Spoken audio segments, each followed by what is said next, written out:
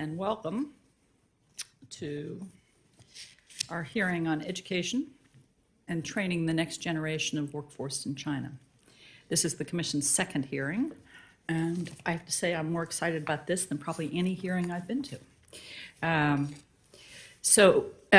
part of it is because of the many contradictions that in reading the testimony, there are really strong competing points of view, which I think is helpful to our decision making. Witnesses today, the staff has done a phenomenal job on preparing a statement. I commend it to everybody to read. When I finished reading all the testimony last night, I decided there were some key points that I wanted to identify. Our witnesses today will testify and agree that education and training will determine whether China succeeds or fails in its ambitions, that education is the key overlook factor shaping the U.S.-China competition. Their recruiting efforts will impact the goal of technological independence and economic growth. Without education, there is no quantum computing, surveillance society, electric vehicles, cybersecurity, or military technology. All rely on the quality of graduates from Chinese schools. What our witnesses don't agree upon is the state of education. So that's for us to assess today. There seem to be a series of contradictions. We see fantastic sums of money invested in so-called world-class universities and specialized higher education institutions. But we also hear about an innovation gap and a diffusion deficit. We also know that China spends less of its GDP on education than Brazil and Mexico. We've heard about we will hear about specialized training programs and high-tech degrees, and yet we also know there are outdated textbooks with faculty that are so out of touch that they don't understand industry needs. There has been a remarkable increase in access to universal education, and the number of graduates coming out of those schools has exponentially increased. Those graduates are making less than migrant workers, if they get employed at all. And there is now widespread rumors of people quietly quitting because of disappointment in the job markets. We've seen investment and priority attention on vocational education, but culturally, vocational education is viewed as a dead end and failure.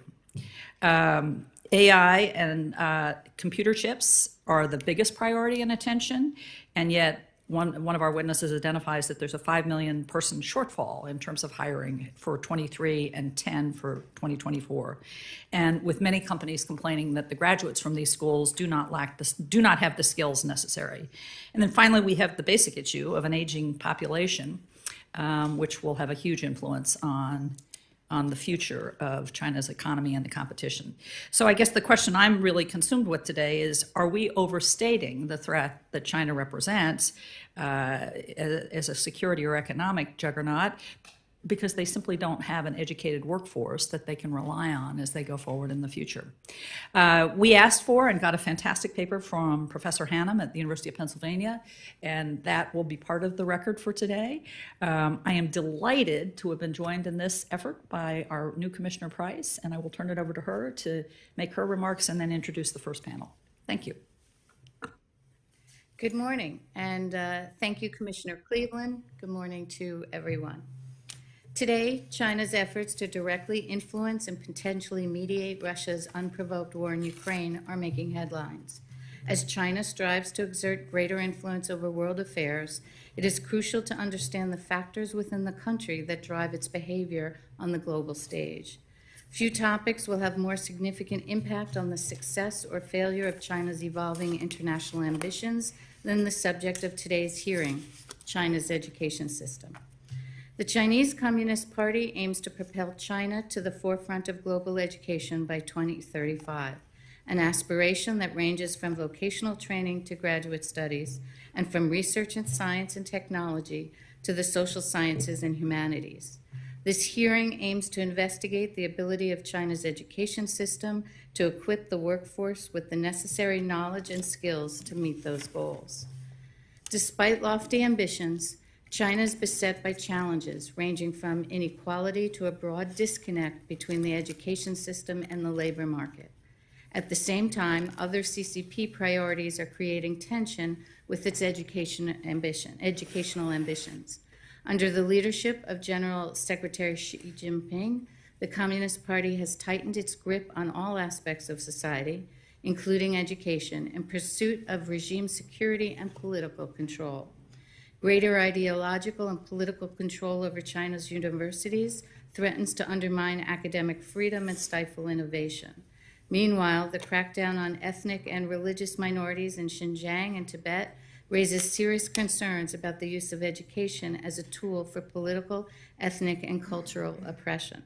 And over the past few years, the Chinese government has revised curriculum in schools in Hong Kong as part of a larger effort to quash dissent. As the party state weighs competing demands with economic growth and political control in undertaking changes to its education system, there are important implications for the United States. Whether China's education system meets the country's developmental needs will weigh heavily not only on China's economic growth and innovation, but on its ability to influence world affairs. In highlighting the limitations, ambitions, and tensions within China's education system, we hope this hearing will help us gain a better understanding of China's future trajectory. I look forward to insights and perspectives from our panelists on these important issues. Before we begin, I would like to remind you all that the testimonies and transcripts from today's hearing will be posted on our website. Please also mark your calendars for the Commission's upcoming hearing on China's global influence interference activities on March 23rd. We'll now begin today's hearing with our first panel. Our first panel will examine the interconnection between education and China's economic growth and development. We'll start with Dr. Scott Rozelle. Dr. Rozelle is the Helen F. Farnsworth Senior Fellow at the Freeman Spogli Institute for International Studies at Stanford University. His testimony will discuss China's urban-rural divide in education and other major obstacles to future growth.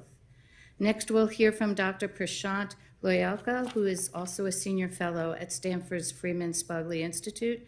He will discuss the progress of China's education system, or the progress China's education system has made and the challenges that remain.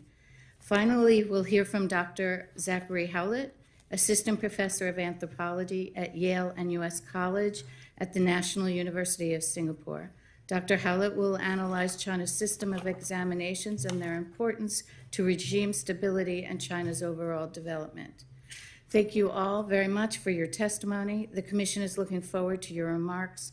I ask all witnesses to please keep the remarks to 7 minutes. Dr. Rozelle will begin with you. Okay. Good morning, Commissioners. I'm going to be talking about an area of China's education system that was very important, that I think, for economic growth, but that was barely mentioned in the opening remarks, and it's 2/3 of China's education system. This is the education system that educates the rural part of the population. 60 to 70% of China's population is in this rural sector, and there are many reasons why China's economic growth might stagnate or contract. Too much planning, unbalanced growth, aging population, etc. But I believe one of the biggest problems that few people know about that may undermine China's growth in the coming years can most simply be looking at the human capital of the entire labor force. This is everyone from 16 to 65. It's about 800 million people. But I'm looking at the rural economy. It makes up 2/3 of that labor force. And as I will show you, China has one of the lowest educated labor forces in the entire middle income world. So what's a problem with the low educated labor force? According to OECD, there's 3 types of economies that we're interested in. I call them the long time wealthy nations, US, Japan, Denmark, etc. Okay? Then there's the graduates. Those are the countries in the last several decades that went from middle income to high income. South Korea, Israel, Ireland, Singapore. And then there's the stuck in the middle income trap countries, Turkey, Thailand, Brazil, Mexico, South Africa. They were middle income in 1960, they're middle income today.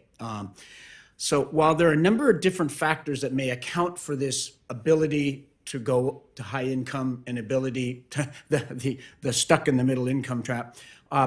There's really one thing I think that's underappreciated that accounts for this disparate paths of these countries. In wealthy countries and the graduates, between 70 to 80% of this whole labor force have been to high school or above. They're fluent in math and science and computers and more, and they're able to participate in the high-skilled jobs that are in high-income economies and that are able to learn how to learn as these economies evolve.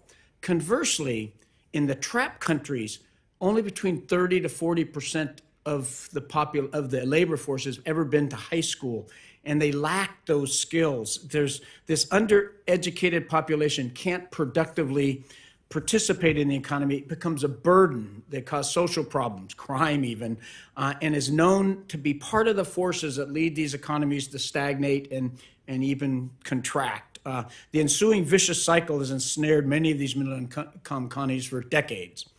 So how does China measure up?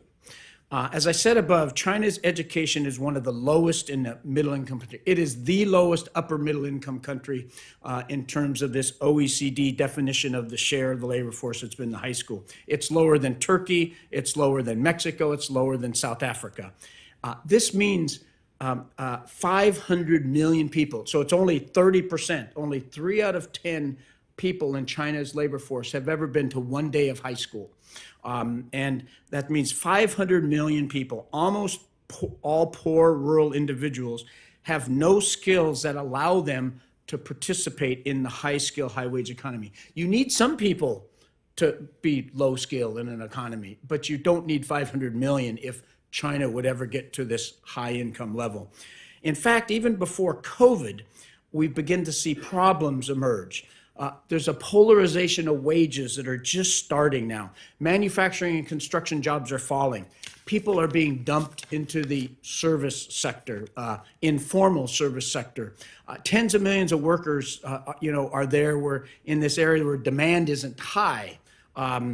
Wage growth has been stalling, hours falling, unemployment rising, and in 2019, the last time I was in China, you were talking to these young rural people, they were beginning to worry about the future for the first time in the last 30 years, and there's even minor rumblings of discontent. So what's the source of the problem? I don't have time to get into this today. Both Prashant and I talk about it in our formal written testimony, but there's, the government's been worried about this and they've been investing in this sector, but it's still not enough. Teachers are low quality. Teachers are unsatisfied. Many children have to board at school when they're 6 years old and above. Parents aren't home and they're separated for months. And there's still health and nutrition problems in these. But the biggest problem, the thing that my group has been working on for the last probably 10 years or so, is the high rates of cognitive delay among the rural population. That's not genetic or even nutrition. It's the lack of a quality home environment as these kids are young, 0 to 3, 3 to 6, that they lack the stimulation and support. A recent systematic review published in the British medical journal Global Health found that almost 50% of 3-year-olds in rural China have either cognitive, language, or social emotional delay. And science clear, if your brain isn't developed in early childhood, you aren't going to do well in school. You aren't going to learn those skills that they need. So unfortunately, from China's point of view, the government has not started addressing this. It's shown that parental training programs to reduce this problem work, but they, even though other middle-income countries have really started to promote this part of government investment in human capital, China hasn't started yet, and I think that is trouble for them in the future. So, in summary, is China doomed to fall into this middle-income trap? If you look from this perspective, I think that they face lots and lots of challenges. Of course, a nation's economy relies on more elements than the overall human capital labor force. It's important. China's doing quite well in investment into infrastructure, the health of the external economy, and it's possible these successes in these areas will offset there. But I think what there are other problems of overinvestment and unbalanced growth. There's a high chance that China could slide into this middle income trap. So I'm going to end right there. Thank you, commissioners. Thank you very much. And Dr. Loyalka. Dear Commission members, thank you so much for inviting me here today. Today I'd like to speak about China's education system and the progress that it's making. As you know, China's experienced rapid economic growth over the last 4 decades.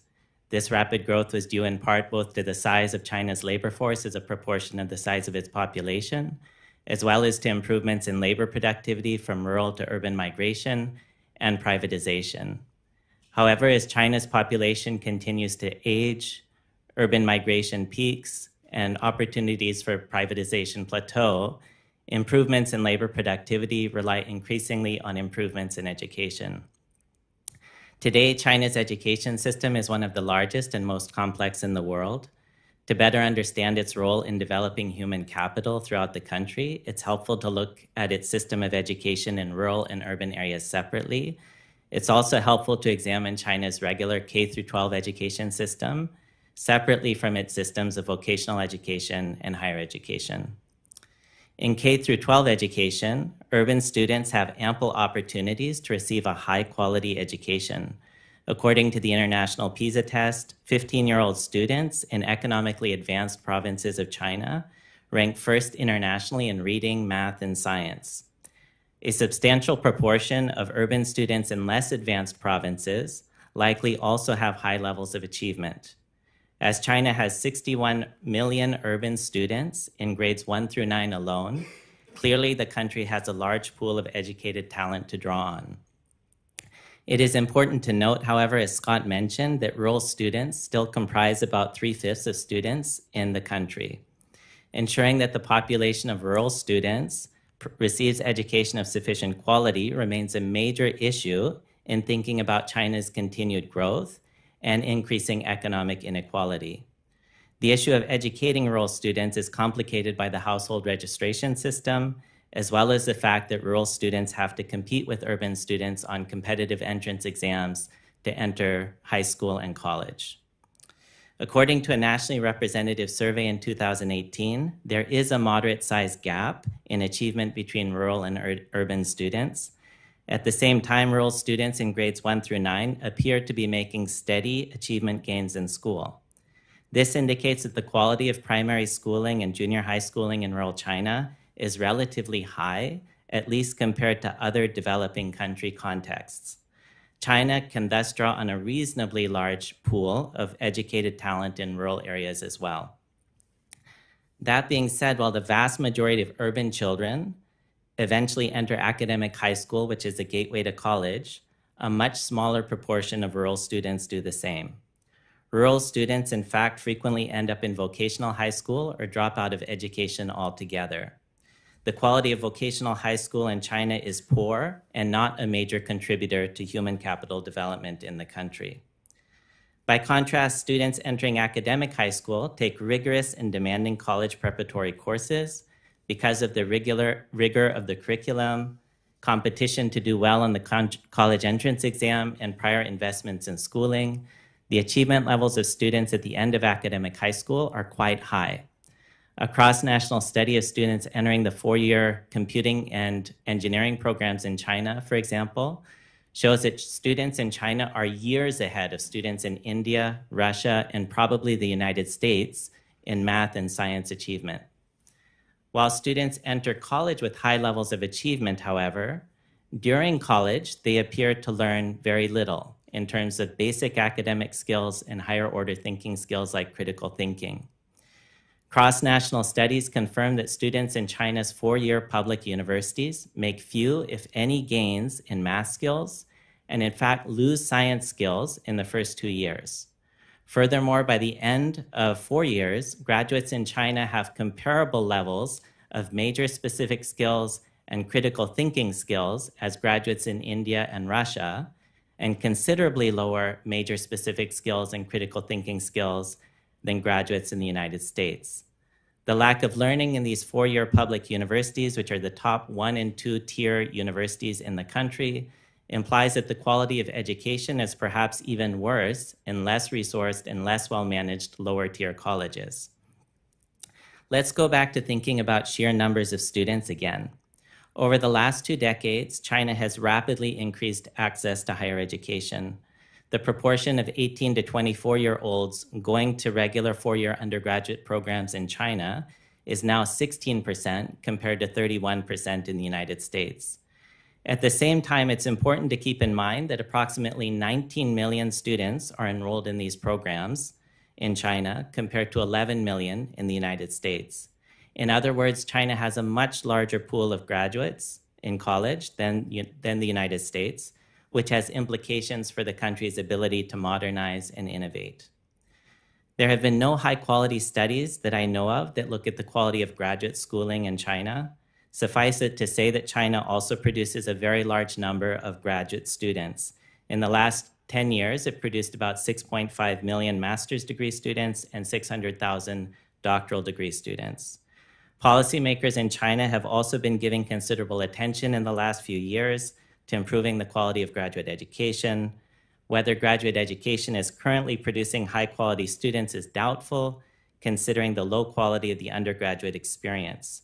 However, it's quite possible that the quality of higher education, both at the graduate and undergraduate levels, can improve quickly if China invests the requisite resources and effort. In summary, China has a vigorous education system that is improving in size, accessibility, and quality. The country still faces considerable challenges, however, in addressing rural-urban gaps in education, gaps that become increasingly manifest after junior high and which have implications for economic growth, inequality, and social stability. China also has a lot of work to do to improve its vocational and higher education systems. Given its strategic importance for national development, it seems highly likely that China will put considerable effort into improving its higher education system in the years to come. Thank you. Thank you very much, Dr. Howlett. Co-Chair Cleveland and Co-Chair Price, commission members and staff, thank you very much for the opportunity to testify at this hearing. My testimony concerns China's national college entrance exam, known as the Gaokao, or high-level exam. I'll be focusing on its role in reinforcing Chinese party-state political legitimacy. The Gaokao performs this function by sustaining the perception that the party-state maintains the basic conditions of meritocracy, a system in which hard work and merit can lead to success and honor.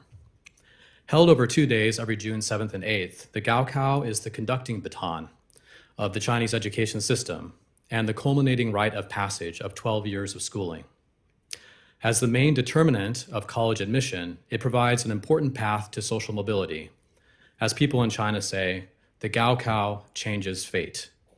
Every year, some 10 million high school seniors take the Gaokao, representing about half their age group. The exam is notoriously difficult to cheat on, leading many to see it as an island of transparency and fairness in a system rife with backroom dealing and social connections, or guanxi. All over China, people see the Gaokao as the only relatively fair social competition. The exam is especially fateful for China's hundreds of millions of rural residents and rural to urban migrants. Despite many reforms, China retains a de facto two-tier system of citizenship. People with rural household residency have inferior access to healthcare, welfare, education, and employment. For many, the Gaokao provides the only viable pathway to urban citizenship and the benefits of a white-collar life.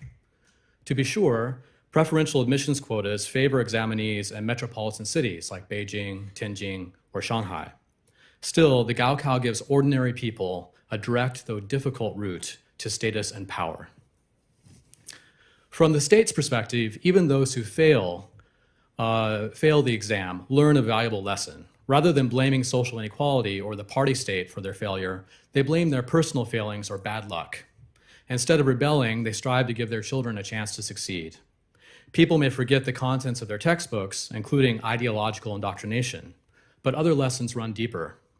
They learn to believe in meritocracy and hitch their personal destiny to the yoke of national development led by the party state.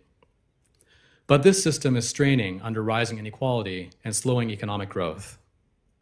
In the post-Mao era, gaps in test scores and educational opportunities have widened between socioeconomic groups and regions. Meanwhile, the rapid expansion of higher education in the 21st century has outpaced the creation of job opportunities for new college grads who face a crisis of on- and underemployment. Although girls and women are outperforming boys and men, they remain largely locked out of economic and political leadership positions. Exacerbating these unequal trends, automation is killing jobs, and China now faces the silver tsunami of a rapidly aging society. The demographic dividend of plentiful, low-wage workers is a thing of the past, but pivoting to an innovation-driven service economy requires economic liberalization and equitable access to high-quality vocational training, college prep schools, and colleges. Under General Secretary Xi Jinping, the party state is failing to address these challenges. Without a course change, China may not escape the middle income trap that bedevils so many developing countries. As growth slows, a whole generation is confronting the idea that China's future may not be as bright as once believed. Hard work and merit no longer seem to guarantee success. This potential crisis of meritocracy is exacerbated by contradictions inherent to the exam system. As the country attempts to pivot toward innovation and services, it faces a dilemma. People of rural origin see the exam as fair because it relies on memorization. Reforms to focus on creativity and innovation tend to benefit relatively privileged urban children who have access to creativity-building extracurricular activities, such as hands-on scientific research experience. Already, the higher education system is heavily stratified, with urbanites dominating in elite colleges. Every shift towards focusing more on selecting for creativity further alienates and marginalizes people of rural origin. From a US perspective, this crumbling faith in meritocracy presents both threats and opportunities.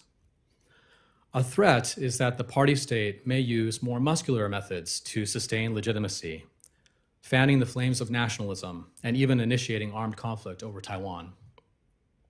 An opportunity is that increasing numbers of educated people are looking abroad for their futures. Whereas the majority of students from China formally returned to the motherland, this trend may reverse. China may face increasing brain drain. Countries friendly to high-skilled immigrants will see an influx of talent. It will be in the US's long-term advantage to welcome these young people who largely maintain a positive image of the United States as a land of opportunity, freedom, and democracy. At the same time, the US should continue the cultural exchanges that have reinforced these positive views. Generations of Chinese scholars and students have visited or studied in the US. Such exchanges counteract Chinese propaganda and help give Americans a window into social and political developments in China. These interactions are even more important in an era when it is increasingly difficult for Americans to travel to China for in-person research. For these reasons, I recommend fully restoring the China Fulbright Exchange Program, which was suspended in July 2020. Thank you. Thank you all, excuse me, thank you all for your excellent testimony. We are going to call on the commissioners in reverse alphabetical order. So I will start with Vice Chairman Wong. Thanks, Riva. Good morning. Thanks for your testimony. A couple of questions, and forgive my ignorance or the rudimentary nature of my questions, but I'm going to ask them anyway. First of all, a number of you lay out the kind of testing or meritocratic system, either at the secondary school level or the higher education level with the testing in China. What role, though, throughout the pre-higher educational system does corruption play as far as between students or parents and students and teachers? What effect does that have on the quality of the schooling? I'm not sure if there's any kind of statistical or hard data you could present or simply anecdotal, but I'm just curious what the role corruption plays. Maybe, yeah, Mr. Yeah. Anecdotally, having lived in China for a long time as well, it is true that parents have this habit of giving gifts to teachers so that they will treat their child better in school. That's pretty ubiquitous across China, even starting from kindergarten, going all the way through high school. I think in recent years, there's been an attempt to clamp down on that, but I would be surprised if that's been diminished significantly. Another more formal kind of channel that's not corruption per se, but is kind of surprising maybe when we think about meritocracy, is that for academic high schools, there's basically two cutoffs to getting into a particular academic high school. There's one that's the regular cutoff. If you score high enough, you get to go to that elite academic high school or whatever it is. But if you don't score high enough, there's another cutoff where you can pay extra money to be able to go. And it's quite a sizable amount. And so that allows people that aren't doing as well, but who have more money, to be able to go to academic high school and therefore access college. And what overall effect, and is it significant, does this corruption or this non-meritocratic system have on the educational system of China? For the first, there's not a lot of empirical data, as you can imagine, on trying to measure the impact of parents giving gifts to teachers and how that results in students performing differently. For the second, we can say that it makes a sizable difference in who can go to high school and who can go to college in China. We have a paper about that. I'll have to go and look at the exact numbers, but it's a significant change in allowing people who are economically more advantaged to be able to go.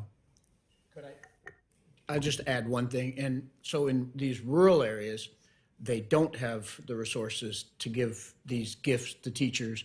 And so the really good teachers want to shift to urban schools where they get the gifts. And so it contributes to the decline in quality of these rural schools. I'd add a couple points. One is that the factors that Dr. Loyalka and Dr. Rozelle have talked about raise the importance of the Gaokao, or college entrance exam, as a relatively incorruptible exam. So that's an exam where it's very difficult or impossible to spend money or bribe one's way into a better college through the exam directly. And there's a lot of things one can do leading up to the exam, but the exam itself is considered incorruptible and it's relatively closely policed. There are ways to cheat on the exam by hiring a sharpshooter or someone to take the exam for you, but it's difficult to do. And the other point I'd like to raise is just that there's an increasing number of private schools in China, and they are also sapping rural areas of teachers because they can pay a higher salary. They get some of the best students from the countryside by giving them scholarships. And this further sort of hollows out the rural public education system by creating a brain drain effect, in addition to the normal brain drain that you're getting from people wanting to migrate to urban areas. And Dr. Howlett, it's your view that both the high school entrance exam and the higher education entrance exam, they are relatively unaffected by party influence. So if your child or if you are a high-level party official, whether at the provincial level or national level, you can't affect the results? I think my and this is anecdotal, but my sense on the college entrance exam is that it's not possible for people to corrupt that exam, even with a lot of influence. However, there are a lot of things leading up to the exam. So, for instance, the best students in every high school that are relatively well-resourced, so these are urban high schools mainly, these urban high schools get a quota of students that they can just send to colleges, and that's through a preferential admissions program. And it used to be that principals would do favors to their friends by selecting students with good relationships or good political connections for those preferential admissions. A lot of schools, when there was pushback on this, shifted to just selecting students who had the best test scores. But the list of students who would be in that list of students who could be considered, that there was some maneuvering there. So there's still a little bit of maneuvering, but The interesting thing about that is that the purpose of these preferential admissions policies were to create or to give a pathway to college for students who may not do really well on examinations, but were innovators or creative. And that whole purpose is kind of pushed aside. Thank you. I'm out of time, but I might have a follow-up question. Thank you. And after we go through the panel and those panelists who are joining us virtually, we'll come back to more questions if we have time. Commissioner Wessel. Thank you to our witnesses for great testimony. Thank you also to the chair and vice chair. You know, this is a really important hearing. The headlines these days are about the surveillance capabilities of balloons, et cetera, and not the capabilities of the Chinese people and what challenges and opportunities that poses. And this hearing isn't a long time coming. We've examined the capabilities of Chinese military troops, training regimes, et cetera, but have not done enough or anything in this area. So thank you for the hearing today. I want to ask a couple of questions that came up as you were talking. And first, Dr. Rozelle, with regard to the inadequate attention to rural education, and I would, from what I've heard as well, not enough resources being applied throughout the system. Is any of that designed to advance the power of the CCP over its own people? Is there a tension between education and reform, rights, et cetera? So is there a limit to how much educational opportunities will be provided for how it might empower the thought processes and interest the people? And if Dr. Rozelle, after you, but if each of the other witnesses has a comment on that. Sure, that's a really good question, and we thought a lot about it. I think the answer is no. So number one, that as Prashant said, and as I had a phrase, but there's more in the written testimony, the government has put a lot more effort into the rural education system, and I was going to ask, does the government know about these problems you're talking about? And the answer is, I think yes, and I think that they don't do the right thing of investing in 0 to 3. But the problem is, their education system is very much like ours. It's very decentralized. 40,000 school districts in China. We have 40,000 school districts here. Our school districts are funded by property taxes, mainly, some from above. Theirs are from local taxes, and some from above, more from above. So there has been. And so that's been the basic, so this rural areas were poor to start with. They have low tax bases. So they just have very poor facilities. And I think that, I don't think they want those rural people to be downtrodden, unable to participate. So they end up in these factories. Like he said, the factories are automating at a very rapid pace. And, they see this rural economy as sort of a weak spot in future growth. I'll leave it there. That's a great question, though. Okay. Dr. Loyalka. Thank you. Yeah, I would essentially agree. And I think in addition to mentioning the decentralization of China's education system in provinces and localities, it's also important to realize that the central government isn't a monolith either. I think that there's differences between ministries in terms of how capably and effectively they manage the education system. And I would think that overall, the central government has a really positive view to trying to improve rural education and rural development. But there are agencies that seem to get in the way of that just because of capacity and self-interest. Dr. Howlett? Thanks. Yeah, I would add a point that in the STEM field, so science, technology, engineering, mathematics, I think China wants their students to be very, and China's not a monolith, but as a shorthand, the state wants the students to be very creative and very proficient.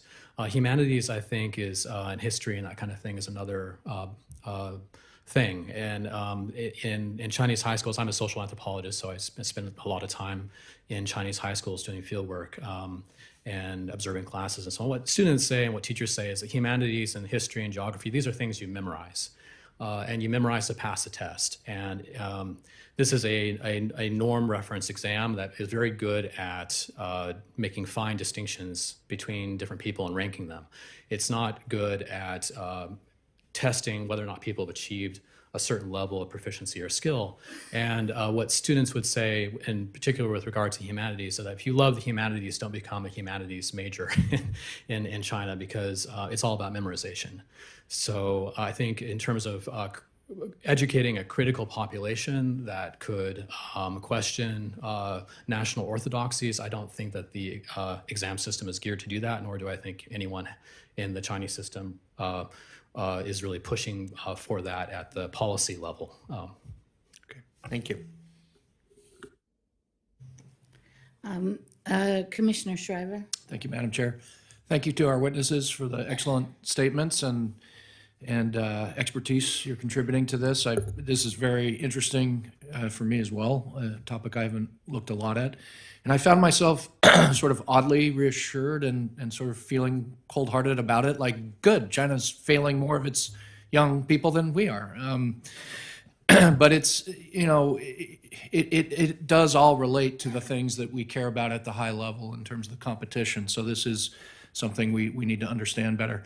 I guess, Dr. Rozelle, to start, what to you in this very overwhelming problem they have with the decentralized system and huge numbers of children in the rural areas, what to you would say now the CCP, the state party, is serious, that they're not only they understand the problem and they don't want to trap people, and I thought that was an excellent question, but now they're serious, and now and then we have to be mindful of how that trickles up to higher level education. Yeah, another good question that we think about and are looking at, and I think what you would really want to see is two things. First is a shift of priorities to try to take these rural kids from rural areas and get them into urban schools. So allowing migration, reducing the importance of the hukou, the residency system, permit system, right? And because that's where you're going to get good teachers and more focused education. There's effort at that. Now, it's done in an area that's true to, they're letting them move from the rural areas to the local county seats. So think about that as in central Iowa, from moving from a farm into the little county seat, which is an improvement, yes, but it's probably not going to be there for a long run. So that's one thing. The other thing is they really need to do what all these other middle-income countries are doing, recognizing that they have a problem that starts at 0 to 3. Parents want their kids to go to college. 95% of rural parents want their kids to go to college. By junior high, they're dropping out. For 5,000 years, they've raised a farmer.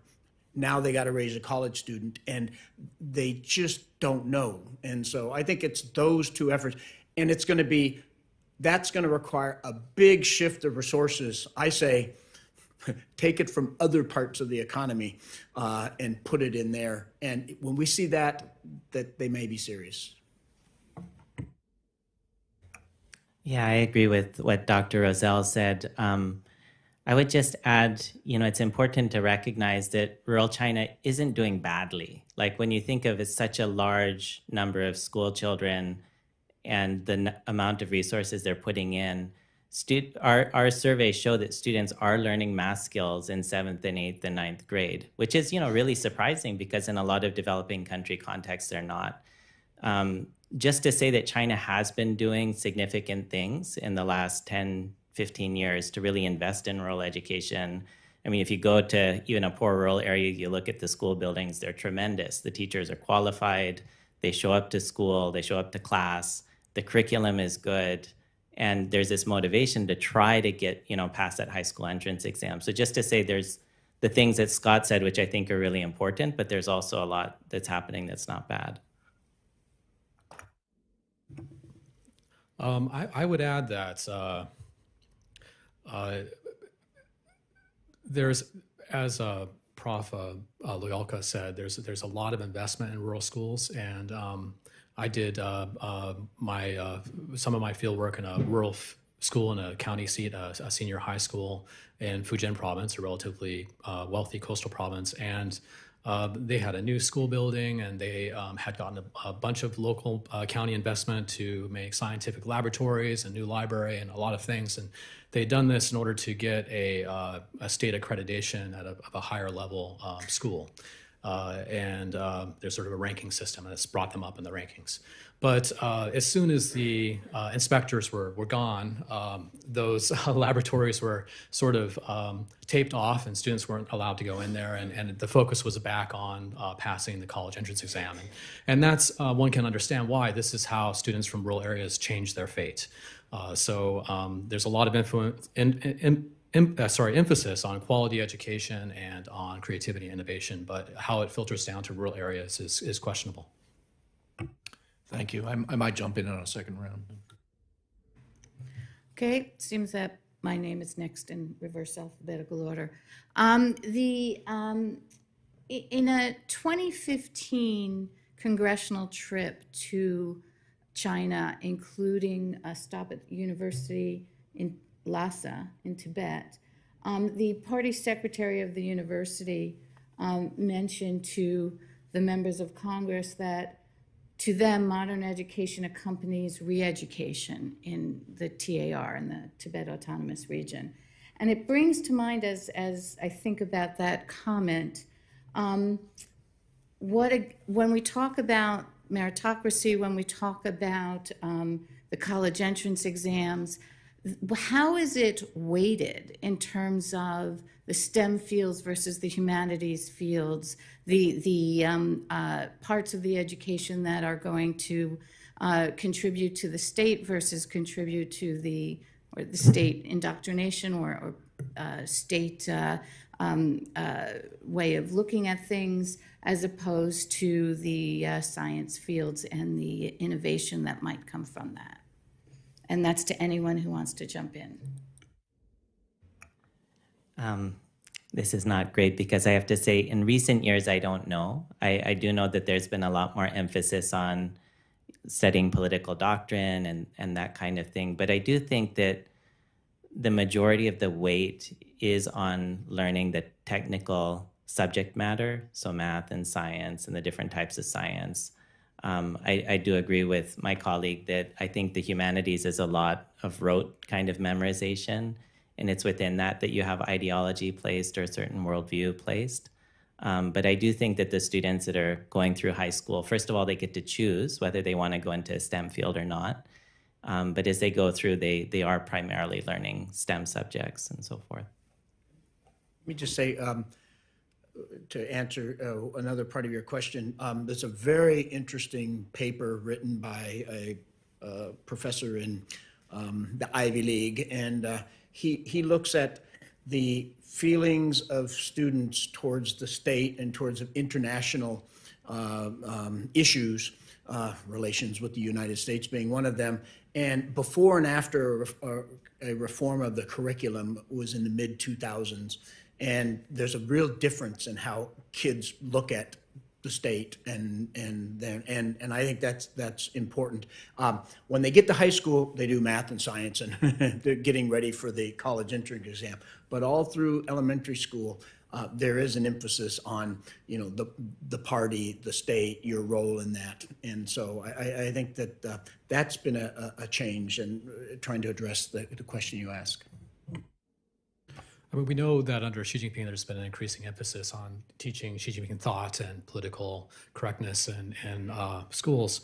But politics and ideology, which is a course in high school, is not a required subject on the college entrance examination. I think Tibet and Xinjiang are special cases in the sense that there's going to be a lot of emphasis on political indoctrination in those places. And of course, there is all over China. But my personal experience sort of on the ground, empirically, anecdotally, from observing classes, I mentioned in my written testimony, for example, that when I was in a politics class in my rural field site, a student got a politics quiz back and he'd gotten a bad grade on it. And he kind of looked back at me and sniggered and said, "This is socialist brainwashing." And so I think that that sentiment is widespread. These are things that people memorize to pass tests. And I think that similarly, things like the weekly flag raising ceremony or other kinds of patriotic education, teachers widely acknowledged that this was empty. This is something that was performative. Students didn't really buy into it. So there is something deeper about nationalist history and things like that can come through the family and come through popular media. And when that overlaps with what happens in the school, it sticks. But I think that the lessons, as I mentioned in my testimony, that school teaches kids in terms of political lessons are much deeper and has to do with national development, wanting to move from a rural area to an urban area. And when one's merit has been recognized by the state through this examination system, then one tends to also recognize the state as legitimate. Thank you all. I'll save my second question for a second round if we have one. I'm going to turn to Commissioner Helberg, who is joining us remotely. This is his first hearing, so welcome.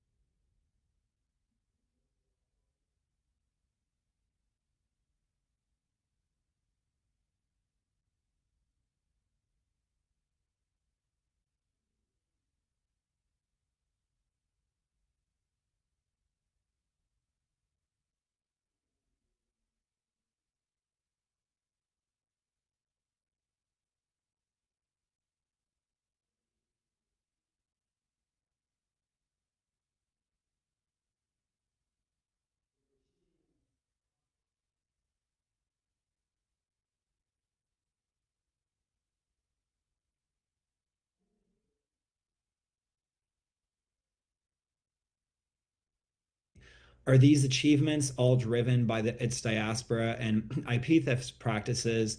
And lastly, are either of you aware of any precedent of a country moving to the outer edge frontier of the technological edge, all the while remaining middle income?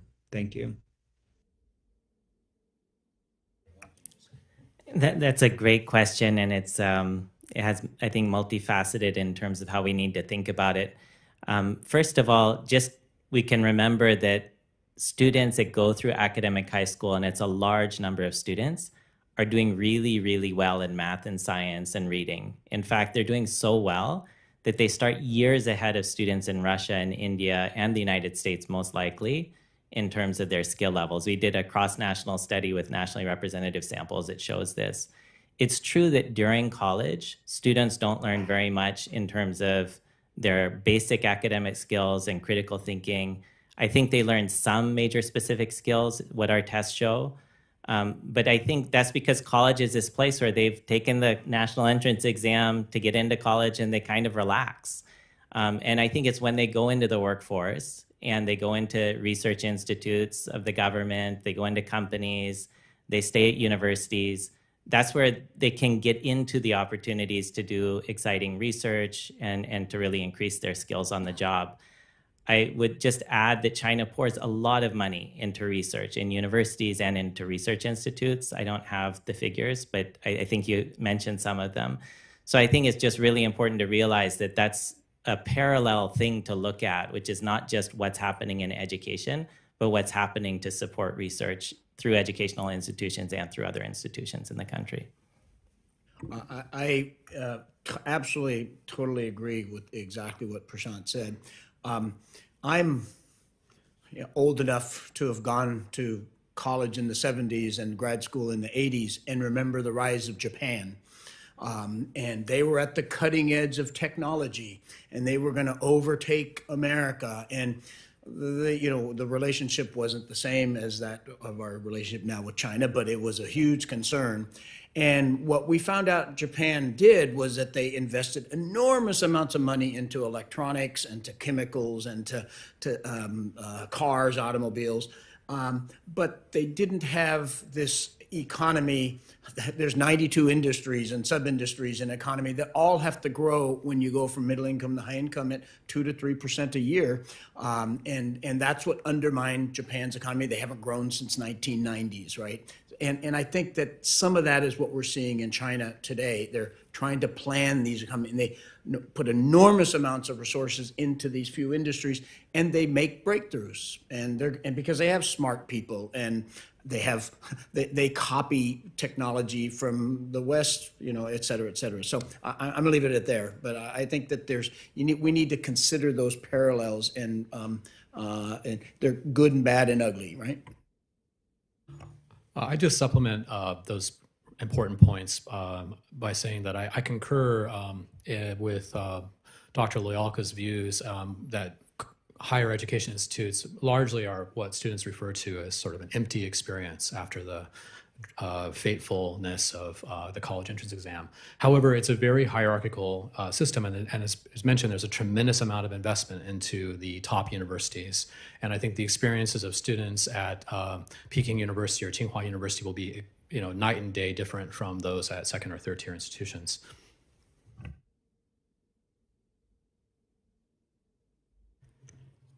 Thank you all. We're going to move on to Commissioner Goodwin.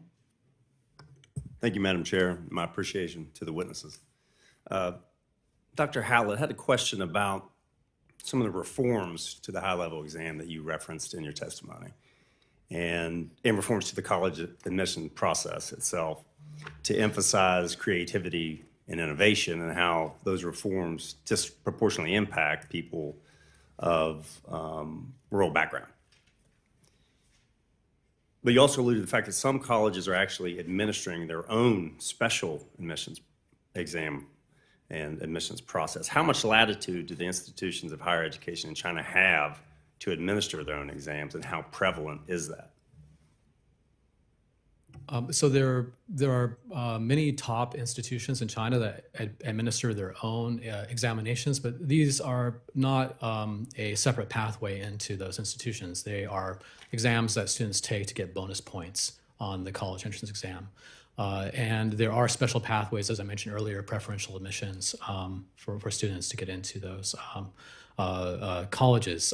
In general, as you mentioned, the increasing emphasis on what people in China call quality or general creativity, innovation, comes at the cost of the fairness of the exam, or the perceived fairness for people in rural areas. So things like having short answers on the exam that are sort of open-ended and cannot be memorized, this is perceived as undermining that fairness. So I heard a policymaker slash education researcher in China describe the exam as a balloon.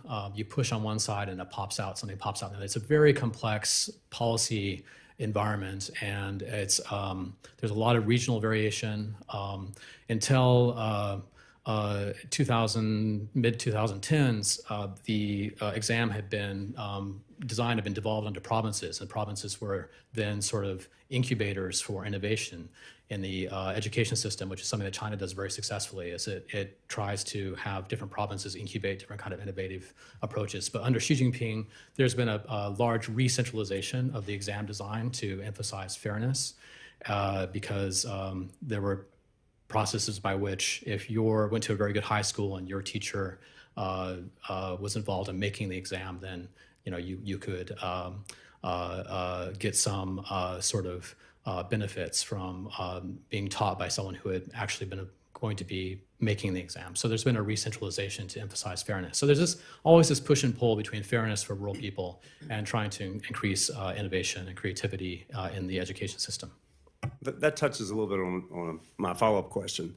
I was fascinated to read in your testimony about the lasting faith in this system, despite the disproportionate impact and the increasing challenges facing rural students, high unemployment among 18 to 24-year-olds and so forth.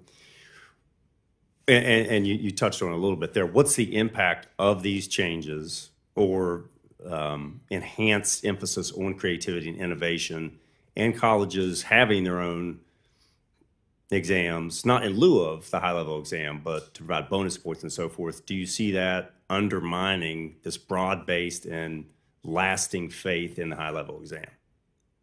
It's a push and pull, and I would nuance my short oral testimony by saying, every year there's an increasing number of students taking the Gaokao, or the high-level exam. It's up above 10 million now.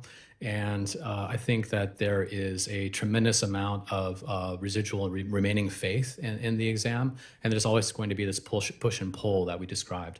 But I think a key word now in China is this word involution or nejuan, and that describes escalating social competition for diminishing gains. So there's a sense that among China's youth right now, that you take all these exams, you get into college, that wasn't good enough to get a job, now you need to take a master's degree. There's this degree inflation, there's quiet quitting, or what they call lying flat, tongping. So there's sort of a broad sense that goes beyond this push and pull between innovation and fairness. There's a broad sense that it's getting harder and harder to succeed in this meritocratic environment. Very quickly, you also mentioned the growth of private institutions. Are those secondary level, or is there also a growth of higher education private institutions? There are both, and I think there are both, but it's in the higher education is a very small part of the market, and mainly in senior high schools, that's where we see this sort of sapping of resources from public schools in the countryside, at least in the areas where I worked. Thank you. Okay, we're going to turn to Commissioner Friedberg, who also joins us remotely. Thank you very much, and thanks to all of our witnesses for really fascinating testimony. I wanted to start with Professor Rozelle. To what extent are the problems that have emerged in rural education the result of deficits in early childhood learning education? To what extent is the problem the result of the fact that so many parents are migrant workers and travel and are away from home and are not present to stimulate and help to educate their children at a very young age? That's my area of research. What we find, if you go into schools and you test for their cognitive development, you're not supposed to say in China the word IQ, but you test for their IQ, and then you test for their math test scores. It's a 45-degree line. So Prashant keeps saying they're learning, and they are learning because they push, and the families want them to learn, but they learn from a very low level, and they learn little. And if you take, we've done these big studies where you take the difference in math scores within classes across, and 60 to 70% of that is due to just low levels of cognitive development, delays within the classroom. And so I think it's very, very important. And it also has to do, did you go to a good preschool? Did your parents leave you behind with grandma? And all those are important factors, but they're much smaller factors. I think the biggest cause and effect is the fact that moms and dads leave kids when they're 0 to 3 because they can't take their kids to the urban areas while they're working. And so these are all intertied. So if that's correct, if that's the root cause of the problem for many kids, even considerable increases in investment in rural education is not, it seems like they're not going to help all that much if you get kids who are behind from the very beginning. Well, this is what other middle-income countries have found after 60 years of being stuck in this trap is they've started investing big programs in 0 to 3, and it's a tough investment, right, for any leader to do because if we start a 0 to 3 program right now to try to improve their cognitive development and language skills, they don't enter the labor force until 2045, right? And I think that hence there is the tension. I think we have this problem in our country too, right? So how much do we invest there versus others? So these are the perfect questions. So I think that huge investment in rural education are going to have results, and they've had results in the past, but that ultimately there's this huge part of this labor force that has trouble to learn how to learn done. So this is a problem then that's existed for some time, probably since the 1990s. To what extent are those problems manifest in China's economic performance up until now? This is not something new, if I understand correctly. Okay, so what you have to understand is, right, I mean, the going from poor to middle income is a very different feat than going from middle income to high income. When you go from poor to middle income, that you mobilize inputs, you create markets, you overcome inefficiencies, and you have new technologies and productivity gains. So these people who are cognitively delayed, they're the ones who would have special education in US schools, and there's no special education system in China, but they can sit in factories and do the repetitive work perfectly fine, maybe even better than kids who are much brighter. And so the fact that we don't even know that those kids weren't a problem in the past 30 years, but they become a problem later. And that's what the experiences of these other middle income countries have shown. So a big part of the problem looking forward has to do with the change in the nature of the economy and the requirements for productive jobs, right? You could have kids who are underperforming but doing these very repetitive jobs. They may not be very well suited to the next generation of jobs. Right. So in high skill, high wage, high income economies, right, a large share of those jobs need math, science, language, computers, and that's the skills that they have trouble doing. Okay. Thank you very much. Okay, Co-Chair Cleveland. Thank you, and thank you all for your really thoughtful remarks. I'd like to go back to something that Commissioner Hellberg raised, and I'm struggling with the idea that on the one hand, China's able to produce extraordinary technology relatively quickly. Whether they can field it, I think we'll hear about later today. But I guess the question I want to ask is, can the talent pool that China has meet industry and other actors, government needs? And I want you to address it from the perspective of who's teaching, what are their qualifications at the higher ed level, not K through 12. Do instructors have relationships with industry in a way that helps ensure that new requirements are met? And in particular, I'm confused by the data that we'll hear later today that show that there's only 15 to 20% of graduates from these new integrated circuit and semiconductor majors, only 15 to 20% are actually securing jobs in industry, even though there's a 200,000 job shortfall. So I'm puzzled by the disconnect between what students are getting trained in and what industry is complaining about in terms of qualified graduates. Does that make sense? I'll try. I think, there's often been a narrative in many, many countries where companies say graduates are no good. Mm-hmm. That's just really ubiquitous. I think even in the United States, I think you'll find that they'll say that, they lack certain types of skills.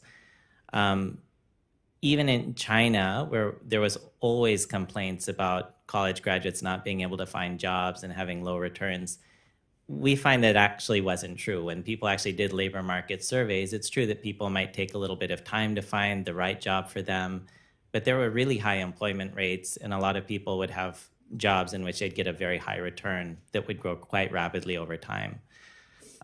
So I don't know this latest study that you're referring to and what the data is that it's based on. In terms of the professors in colleges, and I think Zachary mentioned that there's elite colleges, about 100 of them. In those colleges and the second tier, I would say they do have really good access to materials. They do keep up to date with things. They're really savvy on the internet. They find the latest US textbooks. They translate them into Chinese. They use them if they want to learn. But then I think, whereas the learning isn't like great, as my studies have been showing in college, those elite college students, there's a lot of them. There's 100 universities that train a lot of students. By the time they end college, they have skill levels that are equal to the average student in the United States that's graduating from college. So it's this huge pool of students that's not like doing super, super well, but that they're doing pretty darn well. They're equivalent to our own college graduates. And they're entering the labor market, and they're going to be working in industries, is my guess. How do you account for the high unemployment rate then?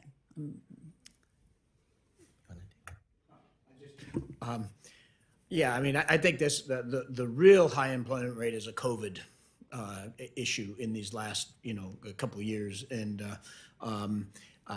that there's a couple papers that have looked at this where in every single summer in July and August and September, the papers are full of college students can't find a job, and that's what the parents of these urban kids are worried about.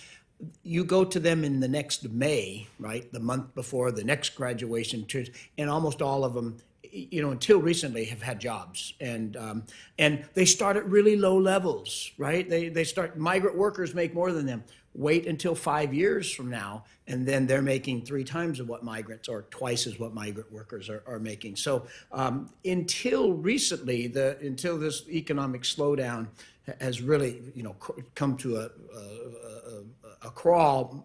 And again, we don't know if it's policies of the government or if it's COVID, but we see real unemployment now, and that's the issues that are in front of it. Whether the bounce back is going to happen, and they're going to do that, but I think as the economy slows, you're going to see more and more of that, and it's going to become an issue.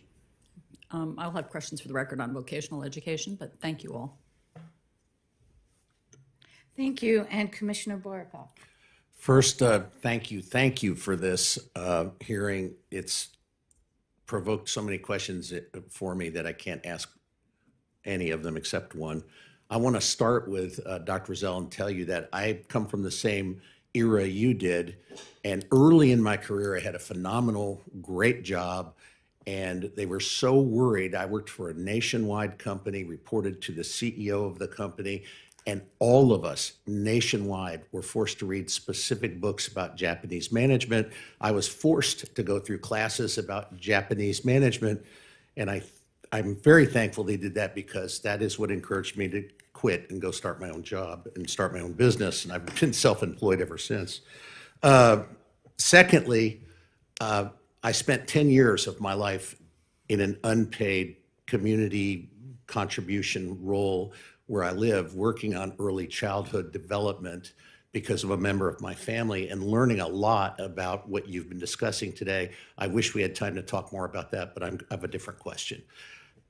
Mine's a fairly simple question. I'm not sure the answer is. I have an acquaintance who was the CEO of a private university firm that operates in China and still does today. Very proud of what they do. She is. She's not doing that now. I know they only had a few, maybe a dozen schools. I don't know if they're the only one. I'm very interested in all of your perception about private universities in China and how are they perceived there. Obviously, they must be, they wouldn't be there if the government didn't see some kind of value. Are they state supported? Are they any good? Or are these, as Vice Chairman Wong mentioned, are they perhaps part of the corruption that occurs to get into schools. I just want your impressions of how do they operate and what are they all about? Yeah, so the first two tiers of colleges in China are four-year public colleges. The next tier is four-year private colleges. And there's a reason they're the third tier. When you take the college entrance exam to get in, if you score lower, you get into one of those colleges. The tuition is twice as much. Their quality is really bad. I mean, so if first and second tier students aren't learning in college, I can guarantee you third tier university students are probably not learning. Below that is what they call three-year vocational type of colleges. Those are both public and private, about half and half. And also, there haven't been any systematic studies that at least I know of. I don't think we know of any. But I imagine the quality there isn't very good either for the same reasons. So effectively, you're saying that they aren't having any real impact. And the reason they're being allowed to operate is for probably that reason. Yeah, I don't think they're really having very much impact. I think it helps take in more college enrollment, which is helpful to the state, you know, giving people that sense that they're going to college and provides more legitimacy to the state. And the state isn't, you know, paying very much for it at all. Yeah, and in the three-year vocational colleges, there are, I mean, these are kids that went through the academic high school level, and then they get into these vocational colleges, and they do get exposed. To them, it's sort of like practical training.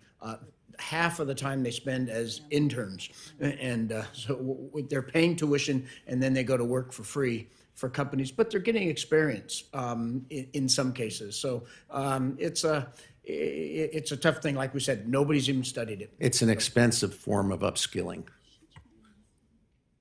I just add that vocational colleges and programs, people who attend those are widely seen as failures, which is a big impediment to reform. In relation to earlier points, anecdotally, students from China are telling me that even those graduating from top 40 college public universities need a master's to get a job now in the current environment. Thank you all very much.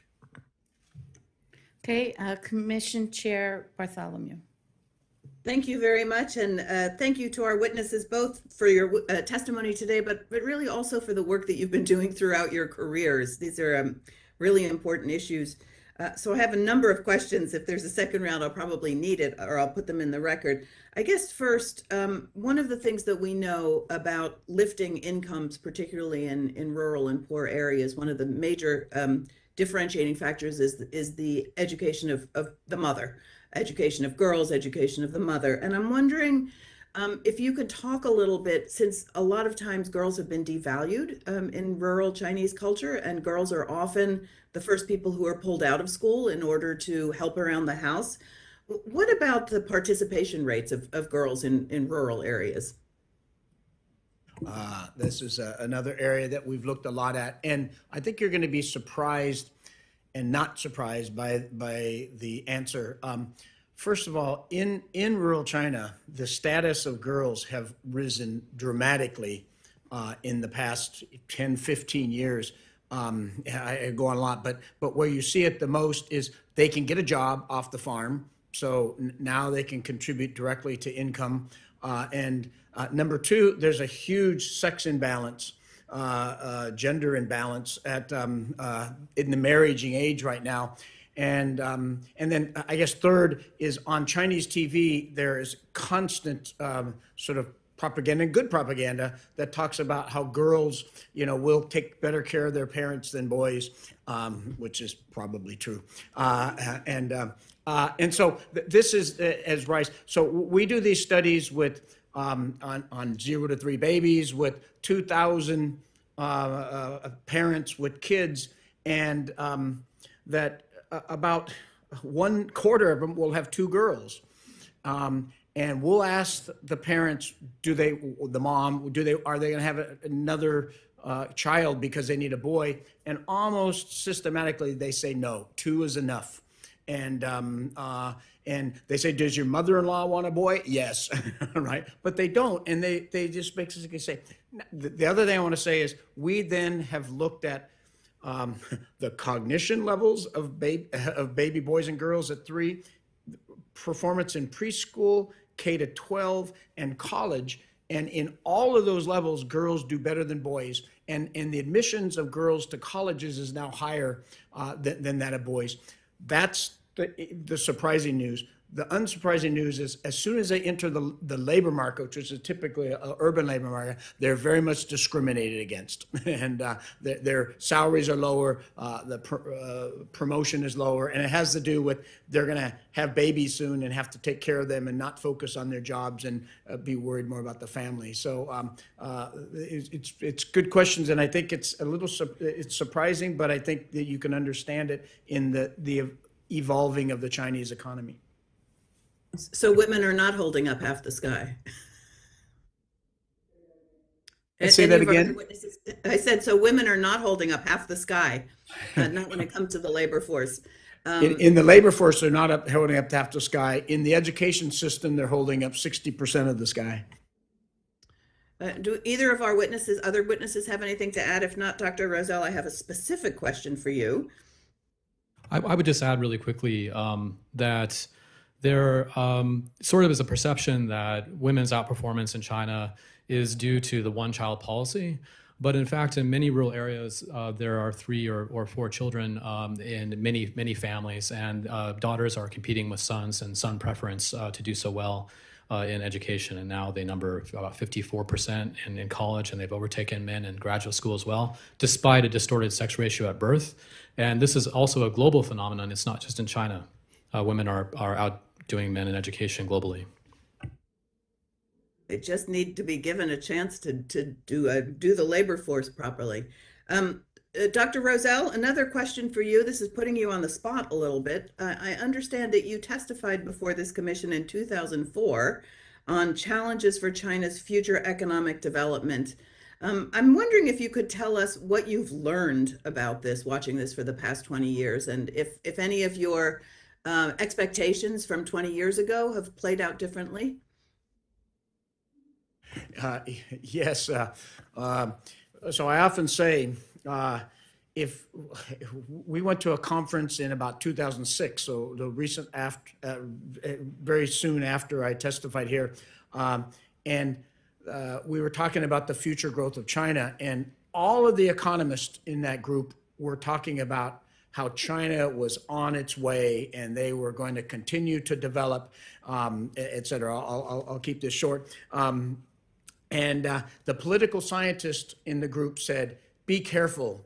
You don't, that there's things underway that are going to undermine. And I think since that time, the shift from market to planning, the continued overinvestment in sort of infrastructure and government investment versus trying to foster consumption. The economists that work on China have turned from these optimists to pessimists.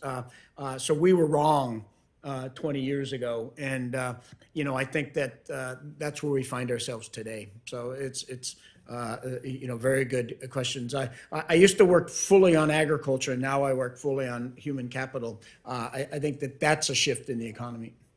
And have any of the three of you seen any changes in either the orientation of the education system or the emphasis on the education system since Xi Jinping took over?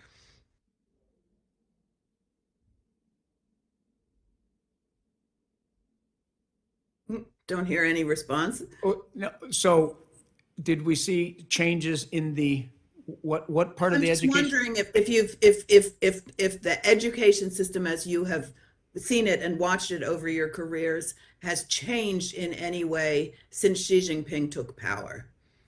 Is it on the same trajectory, what's being taught, how it's being taught, emphasis on education, or have there been any changes to that? I mean, I think coming back to Commissioner Goodwin's question, there's always going to be sort of perennial calls for more emphasis on creativity and on innovativeness. Xi Jinping has also reinforced ideological education. But at the end of the day, people in China say that what they call a multi-factor admission system like we have in the United States just wouldn't work in China because it could be corrupted. because recommendation letters could be paid for, and athletic accomplishments could be faked. And we saw with the admission scandals in the States that indeed happens. So I think that there's both continuity and change. There's Xi Jinping has really, as part of the general tenor of the anti-corruption drive, there's been sort of a suppression of backdoors and of bonus points and that kind of thing. And on the other hand, at trying to push creativity and innovation, but it's a very difficult juggling game to maintain. Thank you. I think my time is up. Thank you. And thank you to all of you for your excellent testimony and answers to our questions. We're going to take a short break and we will be back in about 6 or 7 minutes. Thanks.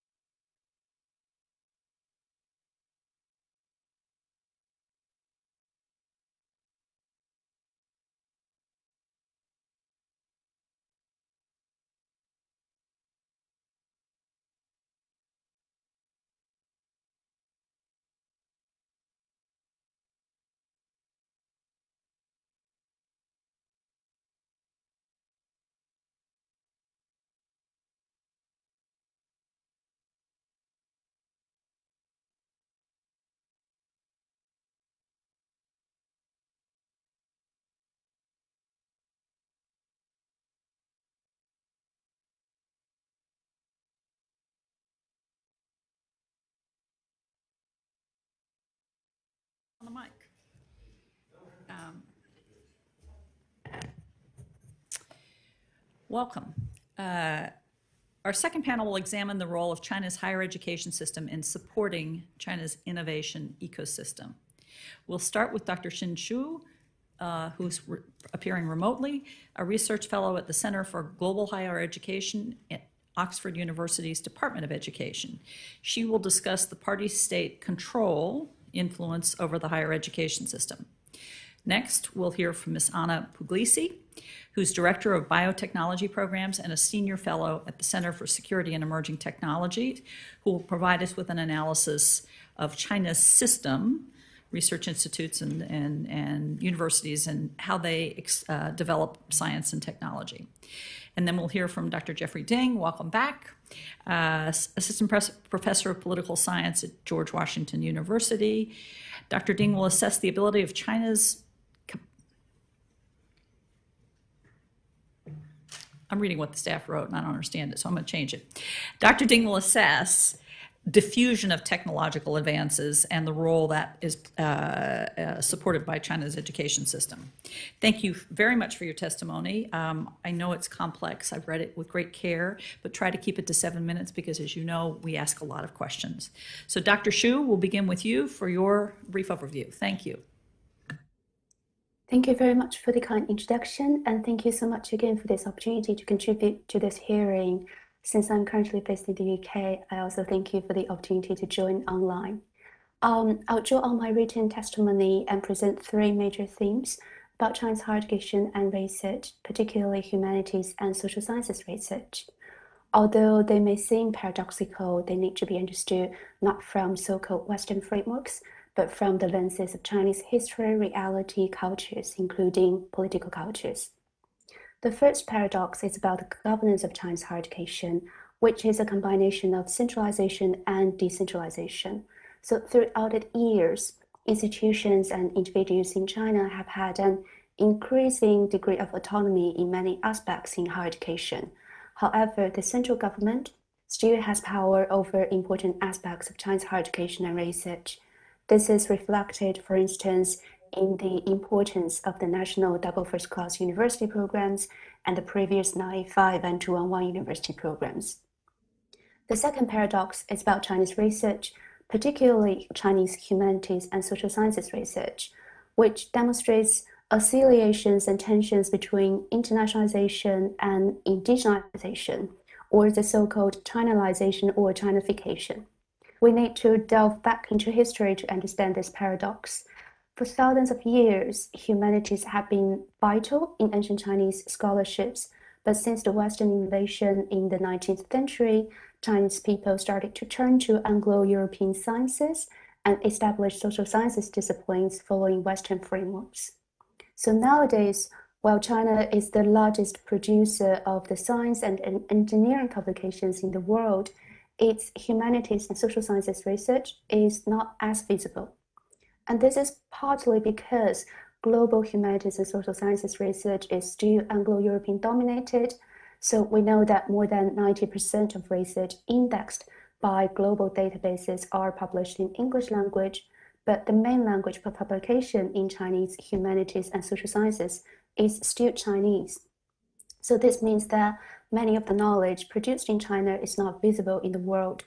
For many years, Chinese government has been encouraging the quote-unquote going out of Chinese humanities and social sciences research to make Chinese voices heard in the world. But on the other hand, Chinese humanities and social sciences research will never be completely internationalized. This is because, unlike sciences, humanities and social sciences are much more rooted in local and national cultures and realities. And in China, there have been long-standing debates about and concerns about self-colonization of Chinese research and pushbacks towards Westernization. And policies have also been emphasizing on valuing Chinese cultures, traditions, theories, and making impacts on Chinese society. The third paradox is about academic freedom and autonomy. So Chinese academics face conflicts between the need to pursue knowledge freely, between institutional and national controls, as well as between their own desires to contribute to nation building.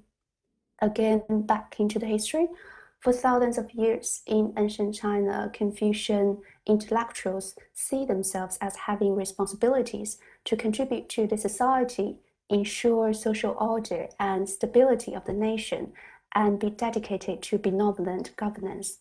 But on the other hand, Confucian learning also highlights the importance of academic freedom. Not every academic in China now still embraces the traditional Confucian values, but the tradition is still influential. So in China, academic freedom is paradoxical. It can be seen more often in some cases, but not others. In addition, Chinese researchers also face influences that are outside China, such as the COVID-19 pandemic. I mean, it's also in China, but also the US-China geopolitical tensions. For instance, studies have found that racial profiling among Chinese ethnic scientists in the United States in recent years have been negatively impacting China-US research collaborations. And to conclude, I would like to propose 2 recommendations. Firstly, it would be helpful to learn more about China's higher education and research. In general, I would argue that China knows more about the United States higher education and research than the US knows about China. And this is not only because of the past influence of the US on China's higher education and research, but also that China has more interests to learn about and learn from the United States than perhaps the other way around. Although there are large differences between both countries, there are also common grounds and similarities. Therefore, this really highlights the importance of the Commission's work here.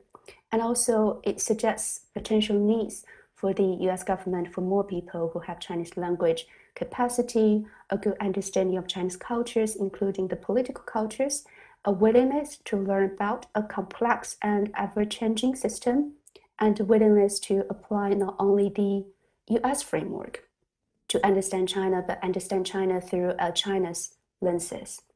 And secondly, despite lots of challenges in humanities and social sciences research, and regardless of how the US-China relationship unfolds in the future, the 2 countries are undeniably science giants in the world with close collaboration ties.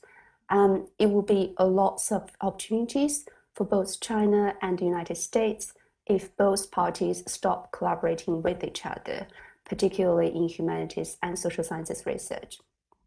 As noted, although academics can be influenced by national structures, institutional structures, they're not bounded within national borders, but can also work and collaborate internationally. So therefore, it is possible to build mutually beneficial collaborations among researchers in both countries, hopefully on the basis of mutual respect and equality. So with this, I conclude my testimony, and thank you very much for listening. I look forward to further discussions later. Thank you. Ms. Puglisi. Thank you. Co-chairs Cleveland and Price, distinguished commissioners and staff, and thank you for the opportunity to participate in today's hearing. I'm currently the Director of Biotechnology Programs at the Center for Security and Emerging Technology, or CSET, at Georgetown University, where I lead our biotechnology efforts and look at China's S&T developments. Previously, I served as the National Counterintelligence Officer for East Asia and spent about 20 years in the US government as a senior analyst. Before diving into the specific questions regarding talent in higher education that is the focus of today's hearing, I believe it's essential to address the proverbial elephant in the room when we talk about China, which is whether they're innovative or not, and the assumptions that come along with that, which first is that democracy is necessary to be innovative, that China needs a Western development model with including venture capital that looks like ours, institutions like DARPA, and an efficient market economy, what we're going to talk about most of today, that Chinese scientists are not creative or risk takers because of the education system and bureaucracy. And this is more than a philosophical debate, because whether a company, a government, an individual thinks that China is innovative or not impacts the risk calculation that one makes in dealing with China. Because if you believe essentially that you are 5 or 10 years ahead, or that you will always out-innovate them, you will make a different risk calculation. And that really relates a lot to talent. And so my testimony today will first address the policies and programs that China has put in place to grow its national innovation base, especially those related to human capital. In particular, I will discuss how our systems are different and how the role of the state impacts and influences all aspects of China's S&T development. And lastly, offer some lesson learned, which include how China's system really is not the same, that it takes a holistic approach to the development of technology, blurring the lines between public, private, civilian, and military, and that our policies and mitigation strategies need to reflect this reality. That we can't conflate return on investment and commercial success with innovation. Beijing has shown a willingness to accept inefficiencies to meet its broader goals. And then finally, that giving scientists a problem to solve is not the same as giving them a solution. Now I'm going to talk a little bit about the talent programs. Well, maybe most of you have probably heard about the 1,000 Talent Program. It's just one of hundreds of talents programs that China has initiated to target different age groups and technology areas. However, the goals are the same, which is to acquire technological know-how needed to support strategic programs and industries, as well as train the next generation of scientists and technology and engineers. And that's really an important part, training that next generation. There's too many to name here, so I've provided that in my written testimony, but happy to answer any questions. As for the advantages and disadvantages in China's higher education system, it's important to be clear about what part of that system that we're talking about. Undergraduate education or graduate education, STEM, or liberal arts, top tier or less well known, and we heard a little bit about that on the first panel, as each part will have a different impact on China's strategic goals. And our previous panelists talked a little bit about that, but some advantages in China's system include, first, the ability to set national curriculum and prioritize certain technology areas. Second, the ability to mobilize all aspects of China's S&T infrastructure to meet the same goal. And lastly, the political will to maintain sustained investment over time. Some disadvantages include a rigid approach to curriculum and teaching, a highly stratified education system, and a lack of traditional academic freedom. However, I want to emphasize, though, that criticism of China's current education system fails to recognize that factors can be true and untrue depending on the part of the system that you're talking about. This top tier can continue to foster military modernization as well as economic development. The lower tier can struggle. They are not mutually exclusive. I will now turn to the issue of the level of interconnectedness in China's S&T system. It is more interconnected and holistic than the US system, blurring the lines between public, private, military, and civilian. China still has challenges in this area, and our next panelist is going to talk a little bit more about that. But it's made efforts to address this and its ability to conduct multidisciplinary research and those applications. I will outline a few here. There's a fuller explanation in my written testimony. But the first is China's state key labs system. These are laboratories overseen often by and co-located with universities and/or enterprises that receive funding, administrative support, policy development guidance from the China's central government. A new policy establishing what they call industrial clusters. These are integrating researchers, developers, and government entities. A lot of them focus on AI and biotechnology. Perhaps China's most well-known policy to do this interconnectedness is its military-civil fusion. China says it will use any knowledge or technology it acquires for its military. However, increasingly, what we see them focusing on includes things that are not usually thought of as military, so artificial intelligence, biotechnology, neuroscience, brain-inspired research. So how does China incentivize its researchers? The Chinese government uses policies and programs to provide a demand signal for certain technology areas.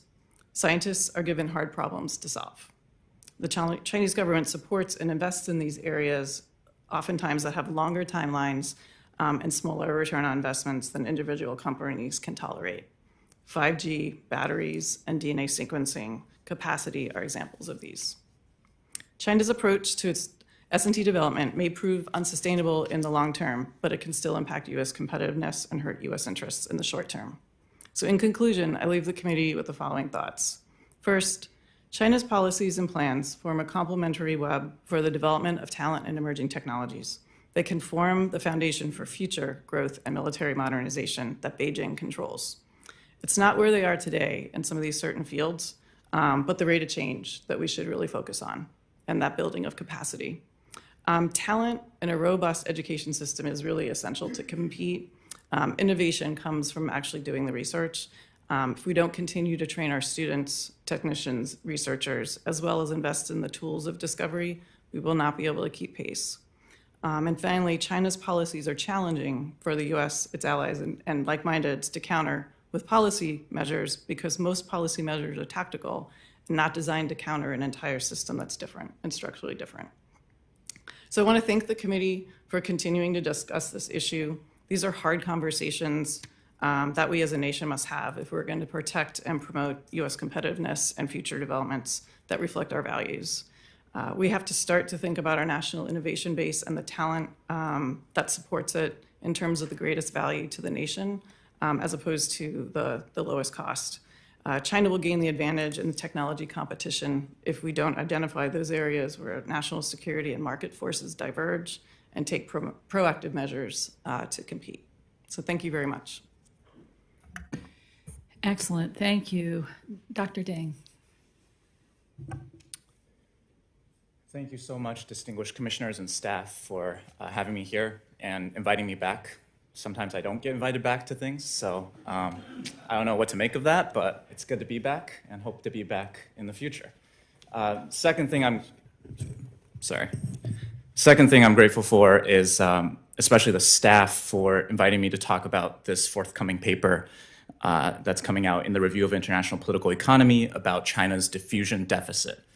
And it's very rare for academics to get interest in their papers before they come out and also after they come out. So I guess it's all downhill from here in terms of future papers. But I'm very grateful and excited to talk about it. So I'm going to talk about four things. First is explaining what I mean by innovation versus diffusion capacity, especially when it comes to why we even care about China's innovation capacity, their human capital, why we care about China's technological capabilities, and how we assess scientific and technological capabilities. Then I'm going to talk about why I think China is facing a diffusion deficit, which I define as there's a wide gap between China's ability to produce new technologies and its capacity to spread them across a lot of productive processes. Third, I'm going to talk about the role of education in that diffusion deficit, with some examples from emerging technologies like AI, and I'll conclude with some policy recommendations. I'll begin by saying that discussions about national scientific and technological capabilities are often obsessed with which state creates new-to-the-world innovations, who comes out with the first big idea. My argument is that we should spend a lot more time and emphasis on a country's diffusion capacity, its ability to spread and adopt innovations and embed them across a lot of productive processes. And I think this distinction is really important for general purpose technologies. These are technologies that economists have identified as historical engines of growth, things that can permeate throughout the entire economy, like electricity or computers or artificial intelligence. So it doesn't matter as much, in my opinion, which state produces the first electric dynamo. It matters much more which state electrifies their economy at scale in a more sustainable and effective way. It doesn't matter as much which state produces the first computer. It matters much more which state computerizes its entire economy. It doesn't matter that much which state produces the first ChatGPT or the first major breakthrough in artificial intelligence. It matters a lot more which state intelligentizes its economy at scale. And my argument is that technological capabilities matter when we think about this, when we think about assessing rising powers, because the key part of why all this matters is which country can sustain productivity growth in the long run. If you look at the historical patterns of the rise and fall of great powers, the countries that became the leaders and power transitions that occurred, they occurred through the mechanism of one great power, one rising power, sustaining economic growth at higher rates than their rivals. Britain became the economic leader first, off the back of innovations in the steam engine and other technologies in cotton textiles. Germany and the US challenged Britain's leadership in those areas off the back of innovations in electricity, interchangeable manufacture, but they became economic rivals first, and then that economic power translated into political and military leadership. And so if we think about the rise and fall of great powers and US-China competition in emerging technologies through this lens of which country can adapt technologies at scale, which countries can build a better diffusion capacity, I think that reorients the framework by which we evaluate scientific and technological capabilities. So again, we're trying to measure whether China's capacity to innovate differs strongly from its capacity to diffuse technologies at scale. And I argue that this sort of diffusion deficit does exist. By a lot of measures that are more closely related to innovation capacity, China seems to be among the world leaders. Quality of their top 3 universities is very high. Quality of their top 3 firms in terms of R&D expenditures is very high. We've seen a lot of figures saying China is producing more science and technology PhDs than the US in terms of some of the highest leading talent. And there's no doubt that in certain emerging technologies like AI, China is going to be able to produce major breakthroughs. They have strong firms in this space. What my analysis shows is that when you look at how these major breakthroughs are translated and diffused throughout the entire economy, there's a much bigger gap. This requires a focus more on the linkages between those frontier firms, the Baidus, Alibabas, and Tencents of the world, to the small and medium-sized firms that need to actually adopt what's coming out of these frontier firms. And so my method of doing this was to take the Global Innovation Index, which has a lot of different science and technology indicators, sort them by which ones were closer to innovation capacity and by which ones were closer to diffusion capacity, and look at China's global rankings by those 2 sub-indexes. And on the innovation capacity sub-index, China is much closer to the US's rankings. On the diffusion capacity sub-index, there's a huge gap. And I think we see this with the diffusion of information communication technologies, such as like low cloud computing adoption rates. Third part is to look at what is the role of education in all of this. And I think that in China's case, there's an overemphasis on R&D. Chinese policymakers have been very good and effective at meeting R&D targets, much less effective in terms of meeting education targets. And if you compare China's public expenditures on education as a ratio of GDP, that figure is lower than the corresponding figures for Brazil, Malaysia, Mexico, and South Africa, other newly industrializing economies. We see the complete opposite when it comes to support for R&D and breakthrough innovations. China is much higher than all of those other countries. I also bring to bear some data on the breadth of education institutions that can train everyday engineers. So in the AI field, if you look at one measure of universities that have at least one researcher that has published in a leading AI venue, leading AI conference or journal, China was home to only 29 universities that met that standard. The US accounted for 159 such universities. So it's not even about, I'm not looking at the best and the brightest talent. I'm not that concerned about the universities that are producing the most cutting edge innovations in AI, just the amount of universities that can provide a baseline of quality AI engineering education. And there's a huge gap between the US and China. I'm cognizant of time, so I'll just point you to the 3 recommendations I have in the policy recommendations in the written testimony, and I look forward to the discussion. Thank you very much. Commissioner Bartholomew, we'll start with you. Thank you. Thanks very much again to our witnesses. Trying to figure out where to start. Dr. Ding, I think in a lot of ways your testimony takes us right into the elephant in the room that Ms. Puglisi raised, which is does freedom of speech, is innovation possible in a context like the Chinese system, as we understand the Chinese system? But I want to make sure that I understand. You said that there's a big gap in the ability to diffuse, and I am presuming who does that gap benefit, and not a big gap in innovation. And I would have thought that that was the other way around. So maybe I'm misunderstanding something, but can you explain that to us more? Yeah, thank you for the question. I think when I'm looking at innovation capacity, I'm interested in which countries can produce the novel to the world innovations, which countries have the best chance to produce those innovations. I think by a lot of metrics, patent metrics, R&D spending, number of highly cited publications that a lot of people cite in the space right now, China performs very well and is considered a near peer to the US, if not even exceeding the US in some of these innovation capacity indicators. When I say there's a gap, I'm saying that China performs much less well on diffusion capacity indicators. And I do think that runs counter to the conventional wisdom. I think sometimes we look at what's happening in mobile payments or high-speed rail, and we extrapolate to say that China can adopt anything at scale. I think it's much harder to do so for things that are necessary for businesses to become more productive. So the examples that I cite in the written testimony include things like cloud computing adoption across businesses.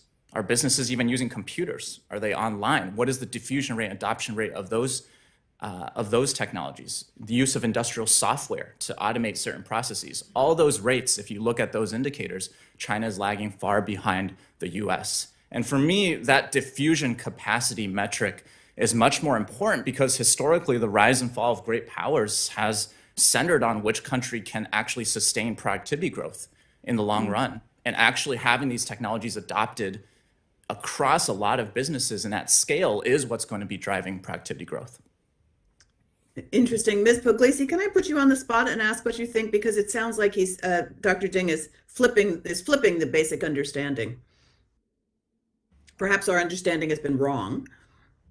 No, actually, I think there's two questions in here is whether or not they can actually create, do the research, have new innovation or innovations in the sense of things that are new to the world, and then how do you translate that?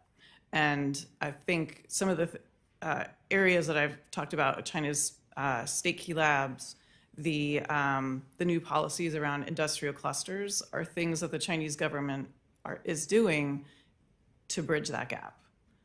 Because we've seen it's step by step, and these are a very different kind of skill level.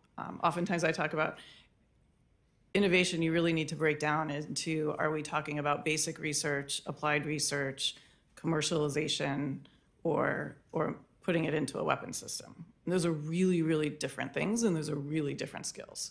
And so being able to translate all of the investments in R&D into the commercial space to drive different parts of the economy. And how that differs from, okay, are we talking about things that take longer timelines or things that, as Dr. Ding is talking about, translate into specific companies? So I'm not sure if that answers your question, but it kind of is both sides of the coin. So they need to kind of really put in place those different parts to be able to capture some of the things that they're doing. All right, thank you. Dr. Xu, I was very interested to hear about the Confucius approach, intellectual approach.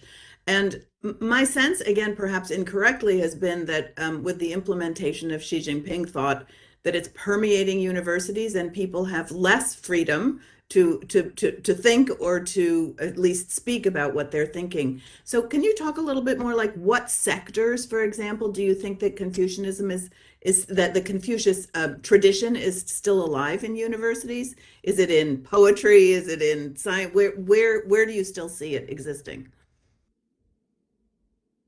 Thank you for the question. It's a really important one because I think during different political eras in China, the extent of academic freedom definitely varies. And in the Xi's China, the limitations and restrictions on academic freedom is seen more often in universities.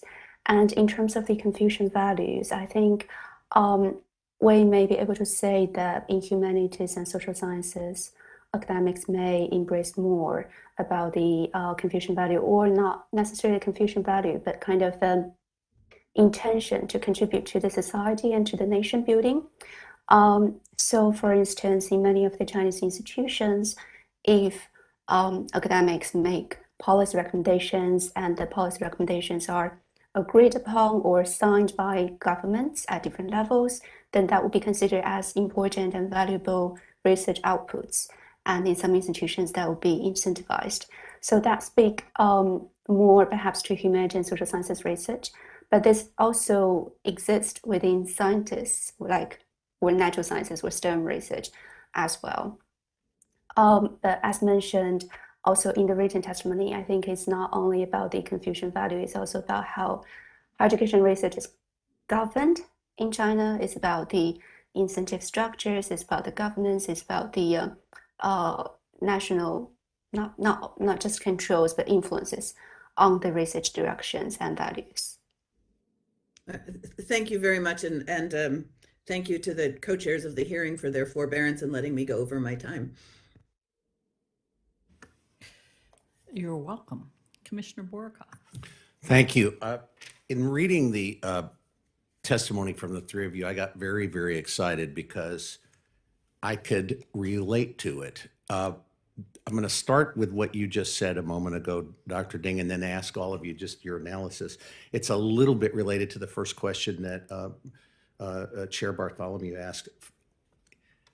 In small companies, and I have lots of experience with this, there are always innovators. And all over America, we've seen incredible innovations where somebody comes out with something that eventually leads to tremendous growth.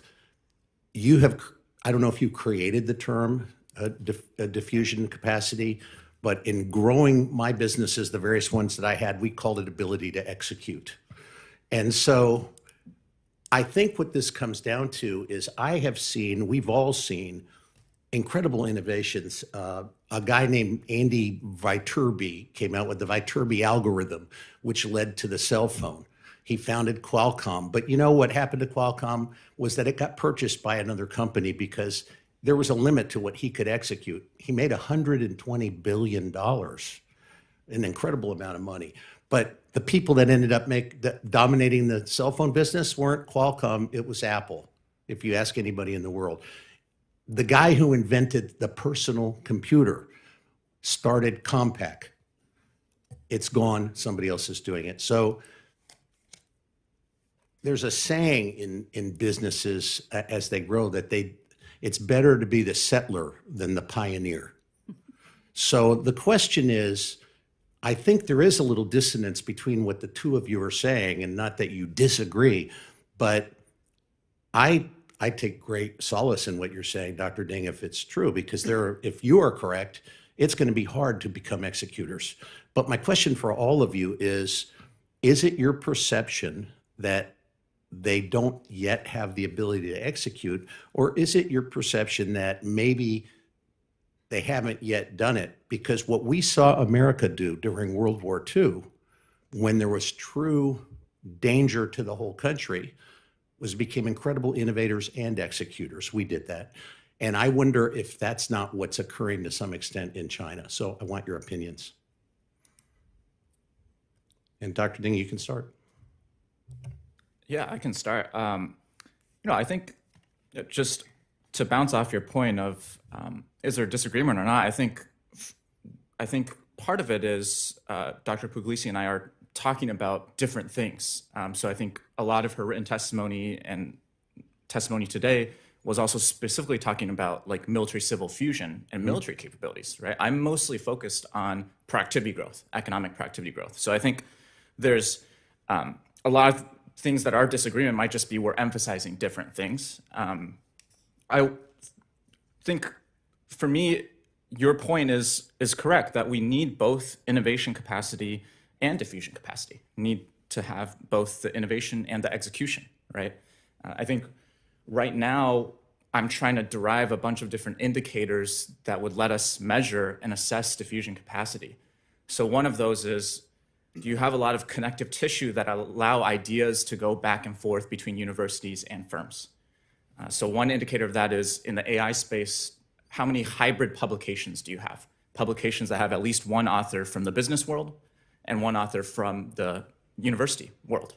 And how close are those ties? And the US leads China by more than double on that metric, according to my written testimony. So I think you're pointing us exactly where we need to go to. We need to assess both innovation and diffusion capacity. I think we just have underemphasized the latter, and that's what I'm trying to bring to light. Right. I think in my spoken testimony, I emphasized something slightly different. But I think it's also, it comes back to my comment about the change over time, right? Because if we were having this hearing, and I think those of you, you've heard me speak on this topic before, we were talking about the innovation capacity about 10 years ago. We still talk about that. What we've seen China do, and similarly to how they've put in place the building blocks for that innovation capacity, is now trying to put in place those building blocks for the diffusion capacity. So partly that is the state key labs, partly this is a new construct that they call industrial clusters, where we see universities, companies, state-supported, state-owned, being put together, research institutes, as a way to kind of recreate or create a Bell Labs kind of situation, where you have the people that are thinking thoughts, applying those thoughts, and pushing. And I would also venture to say that finding indicators of what that's going to look like is also challenging, because it gets to the question of, do we look at market economy indicators for a non-market economy?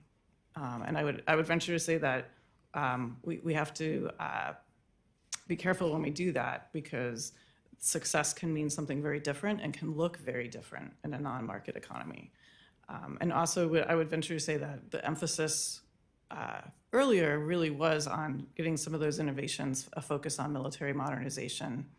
And what is lost in the conversation between military-civil fusion is oftentimes it's as much pushing lessons learned and capabilities from the military into the civilian world. And we've seen some of those success stories, such as batteries, is a great example of that. Thank you very much. Thank you. Commissioner Friedberg, I'll wait till the end, so. Commissioner Friedberg. Thank you very much. Yes, I think Ms. Puglisi and Dr. Ding really have focused on what seems to me to be a core question in all of this. I mean, for a long time, people in the West and the United States thought basically that China had to become like us in order to be innovative. But what we've seen so far is that the CCP system has been able to retain political control while at the same time, in fact, becoming more innovative in various ways. And the question is, what are the implications for the longer term? And it seems there might be a way of reconciling what appear to be differences between the two, which have to do with the time horizon. So I think Dr. Ding is talking about the longer term, innovative, productive capacity of an economy over decades or centuries.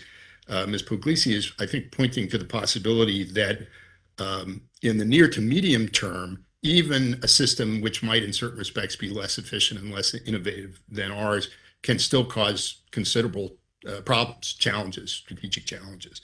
So I'd be interested in your views on that, but let me start by asking Dr. Ding, basically, what, if anything, could the CCP regime do to improve its capacity for diffusion and absorption? Would the changes be profound and structural and require some sort of different political arrangements, or is it a matter of adjusting policies here and there?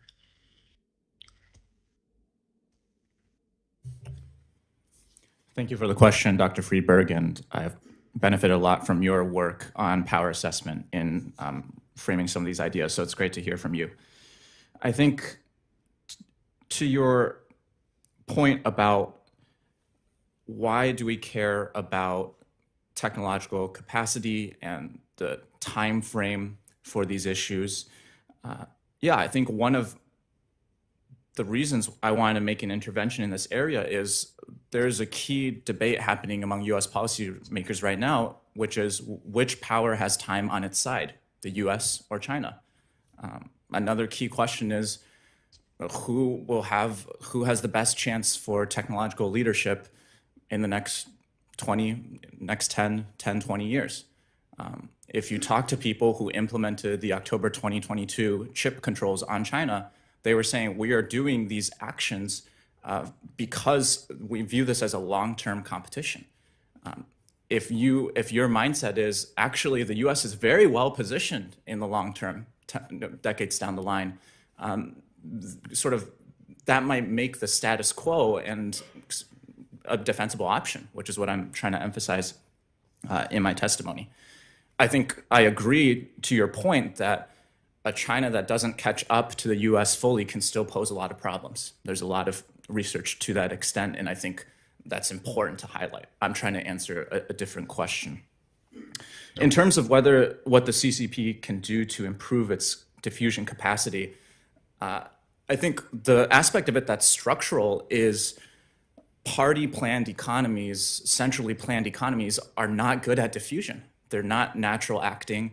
There's no natural acting, fast acting mechanisms for diffusion. We saw that with the Soviet Union. Soviet Union was pumping out more PhD graduates than the US, could be quick to produce the first innovation or the first implementation of something, very slow in terms of diffusing it throughout their entire economy. It's because they weren't a market economy. So I think that is very much the biggest structural impediment to what degree China regresses towards a more centrally planned economy and to what extent kind of liberalization, economic liberalization is allowed to continue apace.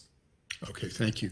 Ms. Puglisi, if you have thoughts on that, I'd be interested, but I had a specific question, and that is, to what extent do you think China's success thus far in moving forward and becoming more innovative has had to do with their continued access to our system and to the broader Western technological, scientific, innovative system? And what would be the consequences of that access being constricted on their ability to be innovative in the future? Okay, thank you. I think I'm going to attempt the first one or to respond. I think with the comments about being centrally planned, there are areas and industries where being able to follow those longer timelines really make a difference. And I think we saw that with 5G. But I think different technology areas also have different characteristics and drivers. And so in areas I believe that really lack legacy, and I would put biotechnology in that, I'm going to use that as a good case study. I mean, we've seen the development over the last 2 decades of leaders in that field and areas that touch on every aspect of development, from doing the research, from having sequencing capacity to being able to field diagnostic kits, and increasingly moving up that value chain, and to the point where there are researchers and entities at hospitals all over the world that are dependent on those services. And so I think we have to really look industry by industry to see, okay, where are they ahead? Where is this being implemented better than others or more completely than others? As far as the comment as to how do we, or how does access to the US system, the talent piece is really important in that area. And in some ways, the Chinese government really still does view universities and our own research institutes as that entry point to the US innovation system. And that also gets at the capacity piece. I can draw on from some of my own experiences of being in labs that individuals who have had training outside train their students very differently. They ask different kinds of questions, and you see returnees having that kind of impact. But you also see changes in how Chinese scientists and research students are trained. So something as simple as, for here, we take for granted undergraduates go off and do a research project. That wasn't always the case. That is the case now at the top tier universities in China. And so the tacit knowledge, learning how to do things, getting training, especially at the PhD postdoctoral level, really does have that impact on some of those strategic programs. Thank you very much. Thank you. Commissioner Goodwin. Thank you, Madam Chair. Dr. Deng, I want to talk a little bit about intellectual property rights and the role that a robust and balanced intellectual property system of protections can have on this notion of technology diffusion and on China's efforts to address this diffusion deficit, as you refer to it. Obviously, intellectual property protections provide incentives for businesses and researchers to invest in research and development, and the protections in turn presumably help facilitate this spread of knowledge through licensing and so forth. Their system, or the PRC's approach, the Chinese Communist Party's approach to intellectual property protections is a little different. And we hear about a lot of restrictions on licenses for foreign entities and foreign researchers and foreign IP owners, certainly formalized technology transfer requirements, and in some instances, outright theft. Does this approach to intellectual property actually undermine their efforts to become truly innovative and address this diffusion deficit? Yeah, I think this is a really good example to show that sometimes there is a trade-off between innovation capacity and diffusion capacity. So if you just take an imaginary country and think about what level of intellectual property rights protection they would ideally want. If you set it really high, that's going to encourage more innovation, right? That one company that can capture monopoly profits from becoming the first to come up with this intellectual property. If you set it very low, that is all about, hey, whenever a new innovation comes, it can spread as fast as possible, right? And that's going to encourage more diffusion capacity. So I think you're always trying to find a balance, like to what extent can we manage this trade-off? How open do we want information to flow within the economy? And how much do you want to still incentivize that groundbreaking innovation and for that initial pioneer to be able to capture some profits, right? So I think we've seen, to take it back to the specifics, we've seen that Chinese government, I think, has realized that dynamic you talked about, which is having overly lax intellectual property rights protections might not incentivize enough innovation. So they've tried to move to reform and boost their intellectual property rights regime. But obviously, there are still a lot of issues with related to cyber espionage, legal acquisition of intellectual property rights from foreign firms. And I think that's still a very important issue. Do you see, and you touched on it there, but do you see that tension as they try to approach, to Commissioner Friedberg's question about what sort of policy changes they might make to address this deficit? Is there inherent tension between trying to incentivize new-to-the-world innovation versus this spread and addressing this technological diffusion deficit, as you put it? And how do they view striking that balance? Yeah, I think, oftentimes it's not necessarily that there's like one person as this rational calculator looking at what's going to be best in the national interest, debating between different options. But I think one area where you see the tension that I mentioned in the testimony is the government has to divide up its resources, attention, and political capital to different areas, and they've spent more on research and development and much less on education. So sort of a broad-based education strategy. And so I think there is that trade-off there as one example. Thank you. I keep forgetting I have to speak. Commissioner Helberg. Thank you so much. So my question is for Mrs. Puglisi. I'd like to build on a question raised by Commissioner Goodwin. Your testimony sheds light on the fact that China's technological advances result in no small measure, or at least in part, from the hundreds of talent programs aimed at leveraging talent from overseas. You mentioned that a recent CSET publication identified 59 state key labs where 10% of the personnel, or 304 individuals, were talent plan awardees. So my question for you is, to what extent would you attribute China's technology advances to its acquisition and harnessing of its overseas talent versus the training of its indigenous workforce versus IP theft? I think it's S&T growth is the product of all three. And so if we look back at the policies and programs that China's put in place over the last 2 decades, it really tells a story. If we go back even to the early 2000s, or late 90s, 2000s, we start seeing some of those initial talent programs being put in place and really pushing in, especially in the new areas. So AI, biotechnology, materials, those kinds of things.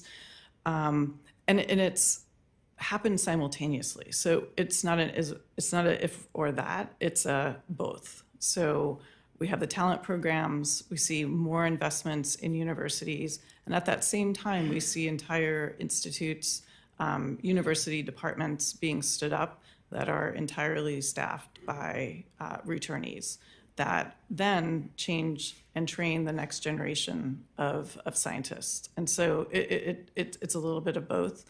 As far as the IP theft, almost all of this S&T central government programs incentivize technology acquisition.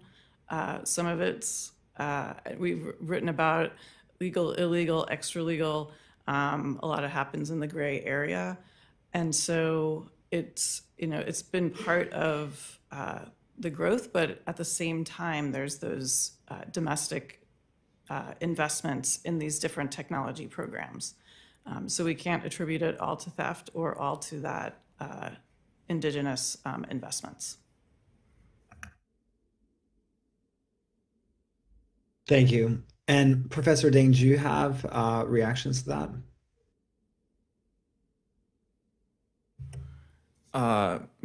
Sorry, did you ask my general reactions to what?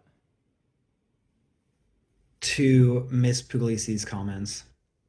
I agree. I think the talent programs have been an effective channel for China to access foreign talent. I think, my hot take on this is what countries do to rise. Like the US sent their best and brightest to German universities at the end of the 19th century, because that's where the best chemicals research was happening.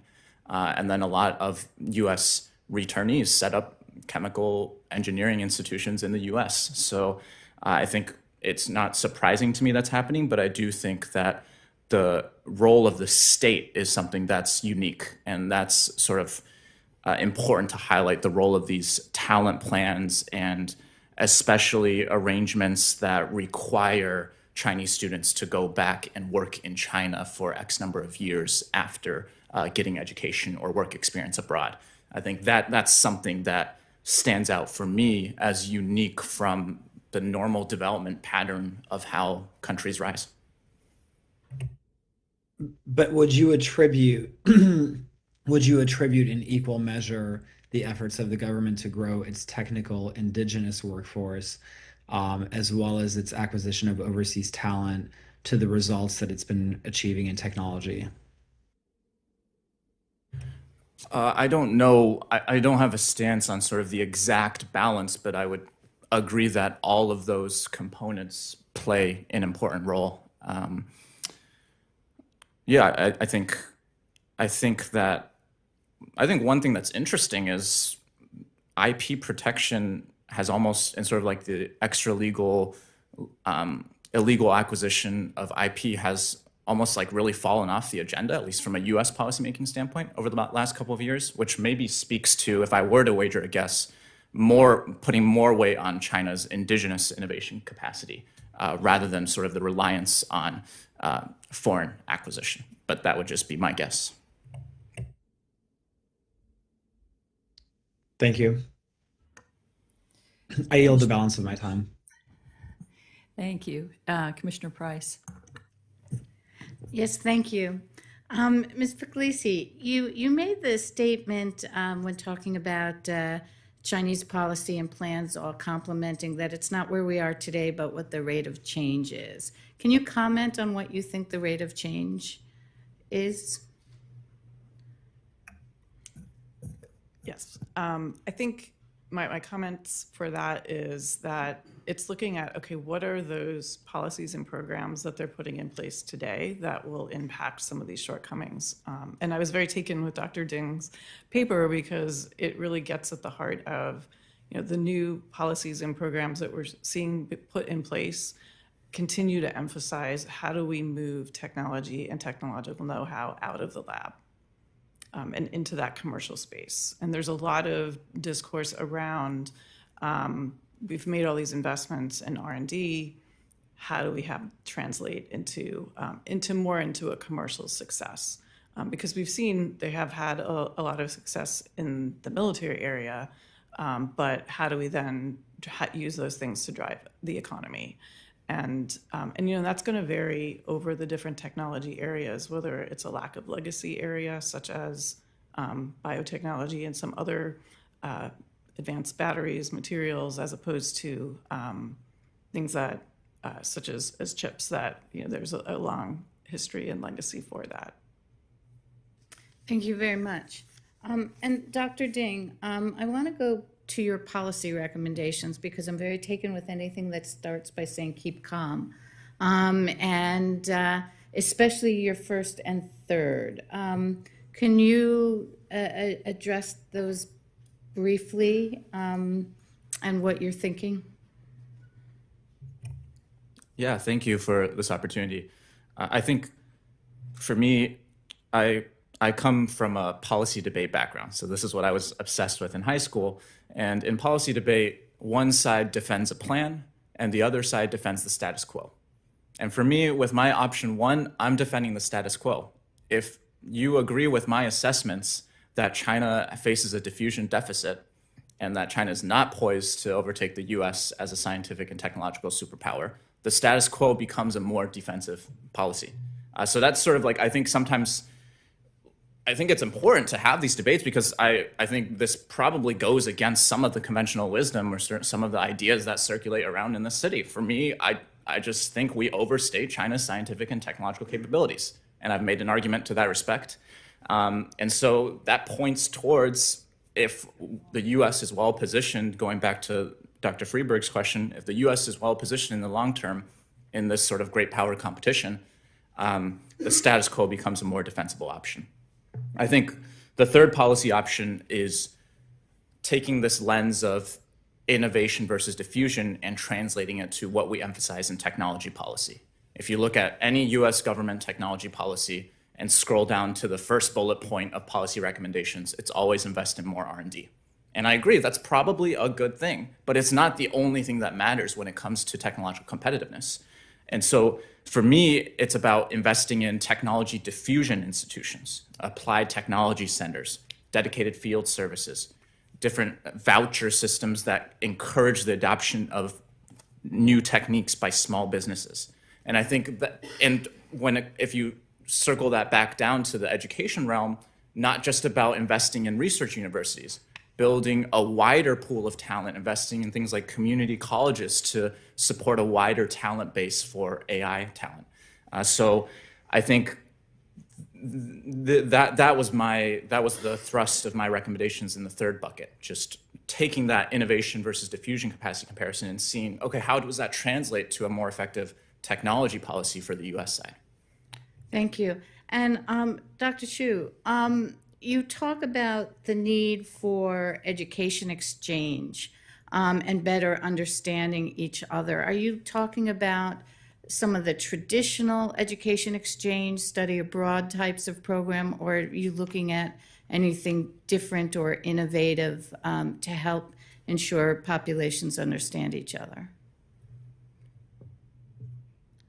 Thank you for that question. So to build understandings, we can do that by traditional ways, as you've mentioned, like student exchange and student mobility, which has been quite negatively influenced by the pandemic and lockdowns in the past few years. And for the US-China student exchange, China, the United States is still the top destination for Chinese students going abroad. And Chinese students still constitute the largest population for international students in the United States. But this is not the other way around. And then in addition to traditional student mobility, there are also potentially more collaborations or exchanges among academics and researchers, which have been happening, but also again have been influenced by the geopolitical tensions between China and the US in the past few years. And also in addition, there could be because I've mentioned the issues about language. So many information about China or knowledge about China in English may not tell the complete story or the full picture of the Chinese higher education and research. So it may be helpful to be able to build in more translations across languages and to have more students who are academics or people in the United States who can understand Chinese language and then Chinese cultures and Chinese societies to be able to facilitate such communications, because nowadays in China, in the research-intensive universities, particularly, every student speaks English. So that means the English-speaking world is much more accessible to China than the other way around. Thank you. Commissioner Schreier? Great, thank you. And thanks to all our witnesses for excellent statements.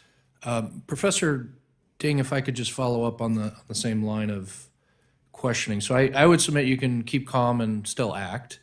And I would submit, even if the status quo is really in our benefit for now, if it's not a static status quo, the trajectory can still be of some concern. But your last point in recommendation 1 is the risks of overreacting or unanticipated negatives associated with acting to try to prolong this diffusion deficit or whatever it might be. But I was curious what you had in mind. What would your concerns be of overreaction? What does overreaction look like to you? I think that's a good question. I think in terms of overreaction, things that I'm drawing on are that historical case study with US assessments of Soviet Union scientific and technological capabilities. And in those cases, there were things like this illusory notion of a missile gap. And sort of when you have tensions between great powers, the risks of overreaction are things like inadvertent escalation. When there is a crisis and you're very worried about another country's capabilities, that might lead to a higher risk of escalation. I think one thing that's, for me, another risk of overreacting is if the US pivots too strongly to almost a containment strategy for China. I think one thing that we almost understate now is the risk of a weak China might be even more great for US national interest. Potentially like pushing China's economy too far down could lead to diversionary war on part of China, could lead to more unstable situations in the South China Sea. So those are just some of the things that I see in terms of misperceptions and miscalculations potentially spiraling to conflict escalation. Thank you. Ms. Puglisi, thank you for your submission.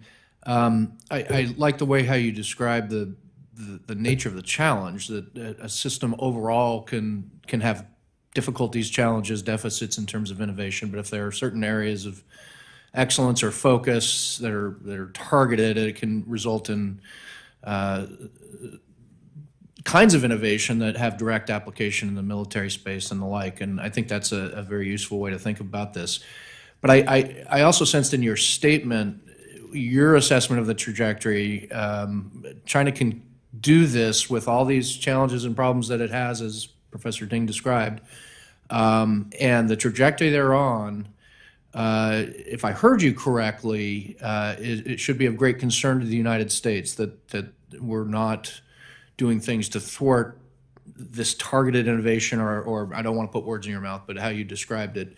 Am I capturing your statement correctly? And if so, what would the key things be in your mind in terms of dealing with military-civil fusion, thwarting that innovation model? Is it the talent program? Is it cracking down on that? What may it be?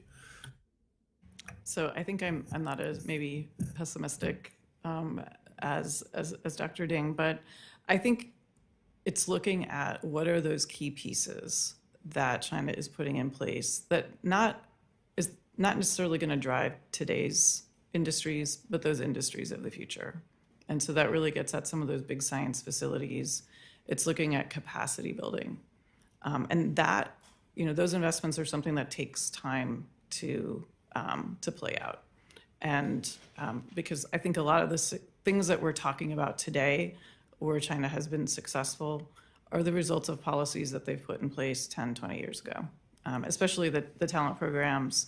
And that's not to say they're 20 feet tall. That's never what I'm saying, or that we need to contain. It's a question of, especially in some of these new industries that are going to drive, the future, things that we can't even think about right now, that, the focus should be like, do we want some of these new technologies developed with our values or with China's? And do we want them to control some of these areas? And especially, when we talk a lot about AI, we talk about biotechnology, but in thinking through, okay, the race from genotype to phenotype, or what genes do, and how that can be used for good and drive medicine, and how do we deal with the changing climate and other those areas. But then, of course, the flip side is how some of those technologies can be used in the hands of an authoritarian government, that in ways that we, aren't consistent with our values. And so it's really kind of thinking through, what are those investments? And then it's just not the amount of money, but thinking strategically about, what are those tools of discovery? How do we continue to grow? Because if we just run in place, China's not running in place. And so really kind of thinking through, how do we foster the technology or the talent? And that's not just at the PhD level. And I was very taken with some of the earlier comments, because what does it mean to have a technically proficient workforce? And that's not just PhDs. That's coming back to the biomanufacturing. A lot of those plants, those are jobs that you don't need a PhD and sometimes even a bachelor's degree for, but you do need a level of technical proficiency. And it's thinking through, okay, how do we build that resiliency into our own system, as well as thinking through what are those technology areas that we don't want to be dependent.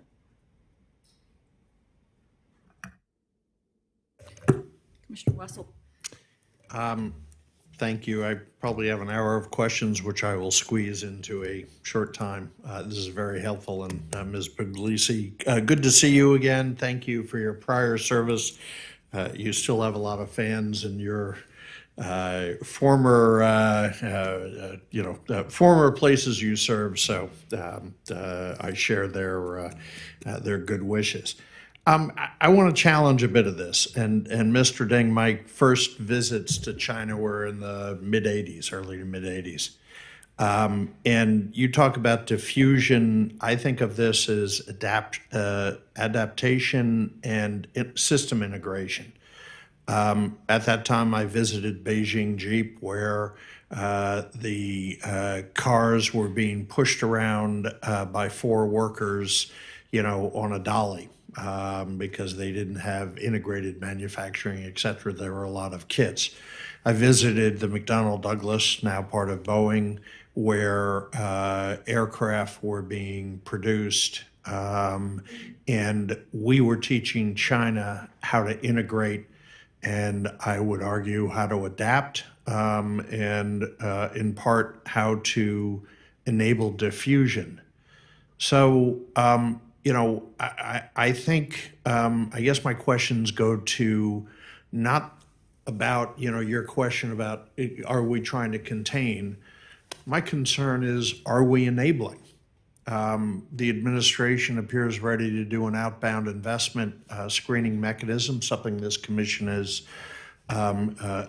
supported in concept, because of what types of U.S. capital is going to support adaptation, diffusion, whatever you want to call it. Ms. Puglisi, you were on the receiving end of talent programs, et cetera, where gaps in Chinese capabilities were often being filled by U.S. capabilities, either through our education systems, through acquisitions like Complete Genomics back in whenever it was, 2012, 2013, and a lot of other things. China has every right to expand its economy to be a great nation, which it is. The question is, what are we doing to advance the CCP's goals, both in education, which we're talking about, but also, Mr. Ding, in terms of supplying the capabilities, integration enhancements. I would argue, what we did to allow Huawei into our market early on with its pricing techniques gave them diffusion capabilities, keeping a blind eye to the standard setting approach that China was pursuing. So I'm going to stop, sorry. What's your response to that? Are we enabling China, the CCP's activities, and if we are, what steps should we be taking, if any, to address it? Mr. Ding, do you want to start? Yeah, let me just say two quick things and then turn over the balance of the time. One is, I think the question is, first is, this is not a two-player game. If we stop enabling or if we stop connections to China, other countries will fill in. So I think that's important to understand, is that we're not doing a two-player game here. That sort of we have to calculate whether cutting off access to China just allows other countries and other firms to fill in the gap. I think the second is to compete in a world of globalized innovation networks, you sometimes have to enable other countries. At the same time, you benefit from them enabling you. It's hard for companies to compete on the global scale without access to talent bases around the world. China has one of the strongest talent bases in science and technology, so that's why US firms are trying to tap into that talent base. So for me, it's not a question of can you cut off China access from the US innovation environment? It's how do you keep the US innovation environment as open as possible, knowing that every now and then you're gonna have to let some flies in, but you're gonna run faster than the other side. So those are two. I don't see a lot of Chinese entities doing research in the United States, but the amount of US R&D spend and participation still is high. COVID set it back, but our staff did a paper based on commerce data looking at the rate of spend on R&D, and it continues to increase by US multinationals in China. So I don't think it's a two-way street. I think what I'd say is the multinationals spending money on research in China, they're not doing it out of charity. They're not doing it to help China. They're doing it because they think that's best for their business and for their firms to be competitive. Microsoft research in Asia, yes, helps China's innovation base, but it also helps Microsoft greatly. And if you look at talent flows, actually that brings a lot of people who become fellows at Microsoft Research Asia in Beijing and brings them to the US innovation ecosystem as well. Okay. So they're not doing it out of charity. It is a two-way street for them. It's profit, but that's okay. Okay, thanks. That is a really difficult question, and I think for me it comes to looking at, do we treat China as a neutral actor, right? Because I think the hope was that China, as it got richer, more capable, that it actually would change and acquiesce to global norms and the global norms of commerce, and that's not what we've seen. I want to double back to the questions about IP. I mean, we see it can be that can put in place IP laws that support their own developments and companies, yet at the same time not respect the technology or not apply them as equally to foreign firms. And in some cases, that's what we're seeing. So understanding that, they need to foster that kind of competitiveness within their own ecosystem, but at the same time, not protecting Western IP. But it really comes down to transparency and reciprocity and the benefits. And yes, a lot of companies make that deal that they have to compete, they have to be in the China market and make concessions that they wouldn't make in other places. But I guess it also comes down to, is it a level playing field, right? When our companies or researchers are competing with those that are supported by a nation state that don't have to make market-based decisions because they have those support, or on the flip side, they don't get access to the market in China as the same way, or that market is used, market access is used to gain technology and also that tacit knowledge. And to look back at, and a great example of this, if we can find examples all the way around the development cycle, but in, say, areas related to genomics research, just recently there are papers that are being published in Western journals where the sequences are not being published. And there's a statement, there's a little kind of caveat that, well, this is not allowed because the Chinese government does not allow the export of its own genomic data or some of the sequencing information. So we're not sharing it, we're giving you a summary of that. Those are not adhering to the global norms of collaboration. And so it's a slippery slope, I think, and where, to do, working with our friends and like-mindeds and allies on, because they face the same challenges as well. Their companies have to compete, and sometimes on an unlevel playing field. And so it's like, how do we, work together to ensure that, market competition, fairness, that's really what it comes down to. Thank you.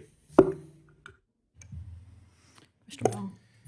Dr. Ding, I've looked at your index for diffusion, and with the caveat that I don't know how you weight the various factors, it does seem very ICT heavy. So my question for you is, does this diffusion index or this theory of diffusion deficit apply to aerospace, material science, biotech, agricultural science, energy production beyond the ICT realm? Yeah, I think what I would say is there's a reason why I focus on ICT. ICT, information and communications technologies, just adoption of computers by businesses, those are things that are going to affect every single industry. What happens in the ICT field affects aerospace. It's going to change how anything related to aerospace production services is going to function. And innovation in aerospace is not going to change how the ICT field operates. And that's the difference between a general purpose technology and just an industry where you're only concerned about market shares.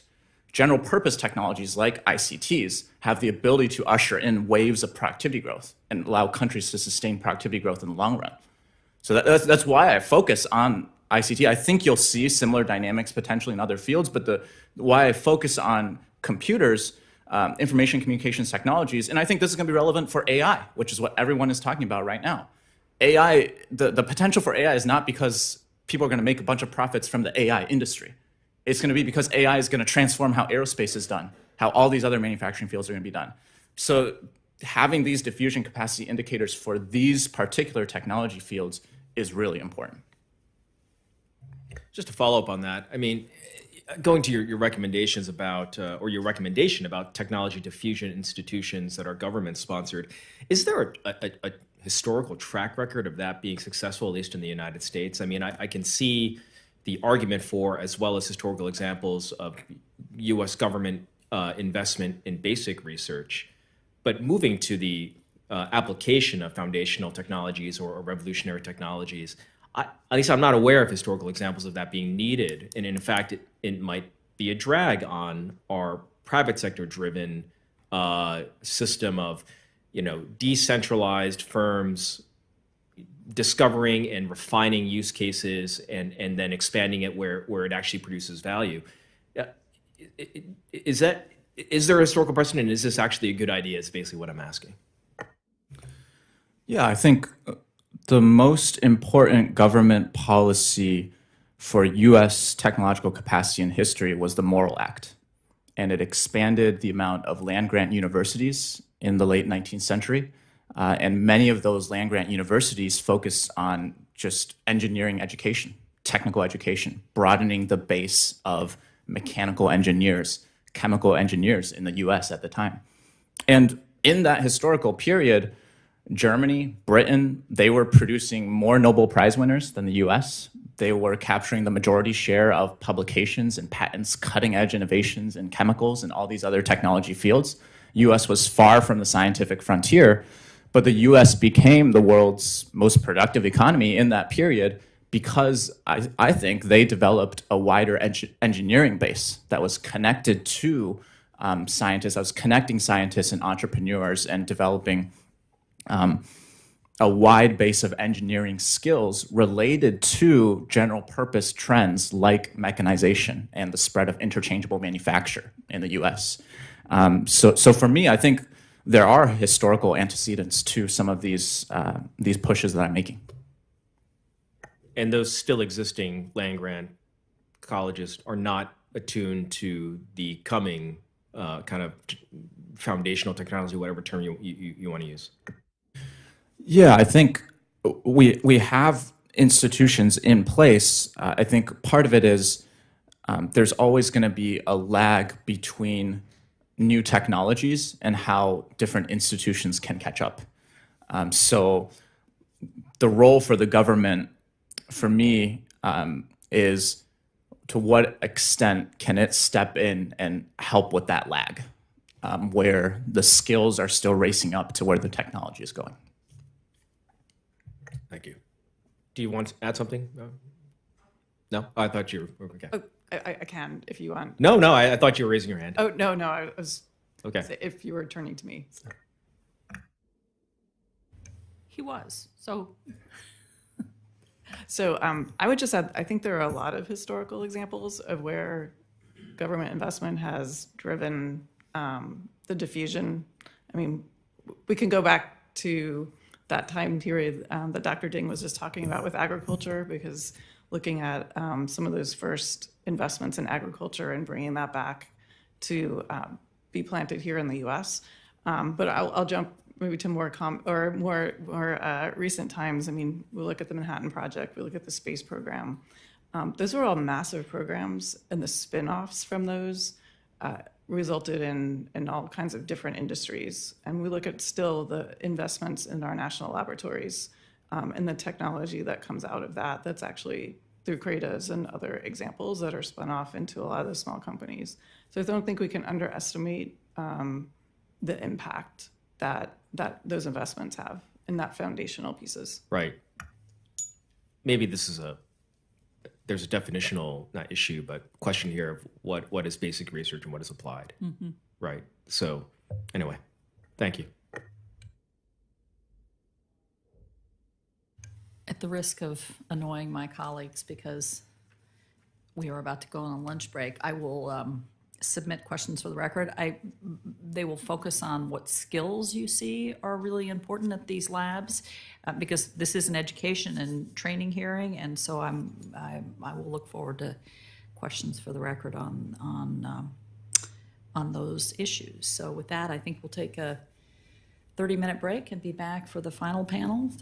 I don't know what's in the schedule, how long we're allowed. And thank you very much to the witnesses. Really helpful, informative. I learned a great deal. So thank you all.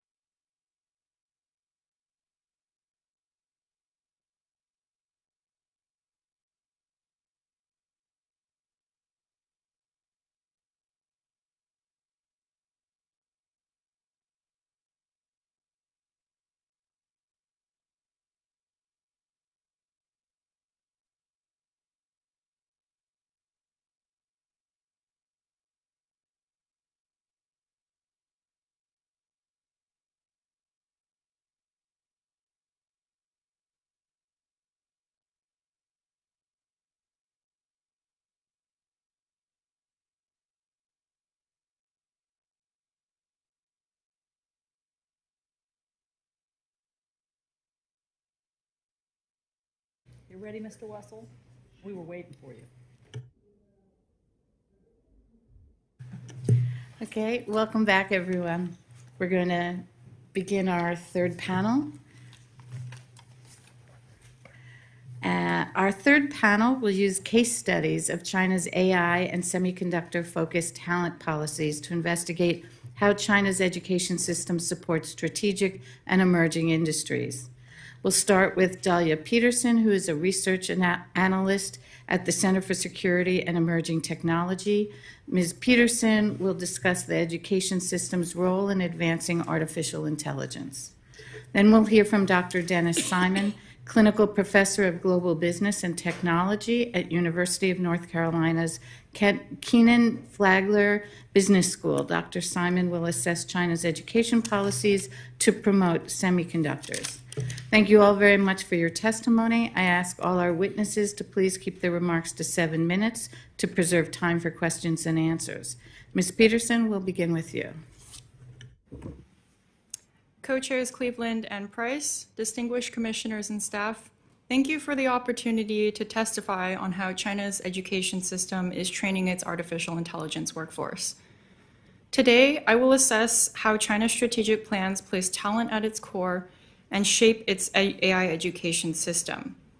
I'll then close with 4 recommendations for how the US can increase its own AI talent competitiveness. China is well aware of the importance of AI talent in fueling its ambitions and has also noted that it has key talent shortages.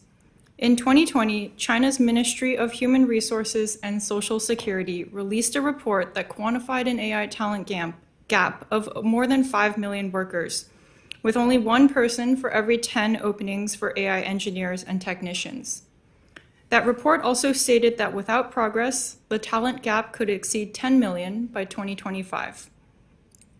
To tackle this talent shortage, China has relied on several AI education-specific government plans, which I detail in my written testimony. Notably, China has taken a holistic approach to AI education. Its national AI strategy defines AI education with the inherently interdisciplinary AI plus X model. This is designed to cross-integrate AI plus another subject, or the X, and that includes technical topics such as math, computer science, and biology, but also explicitly includes sociology and law. As a direct response to these plans, the Ministry of Education mandated AI in high school curricula in 2017 and standardized an undergraduate AI major in 2019.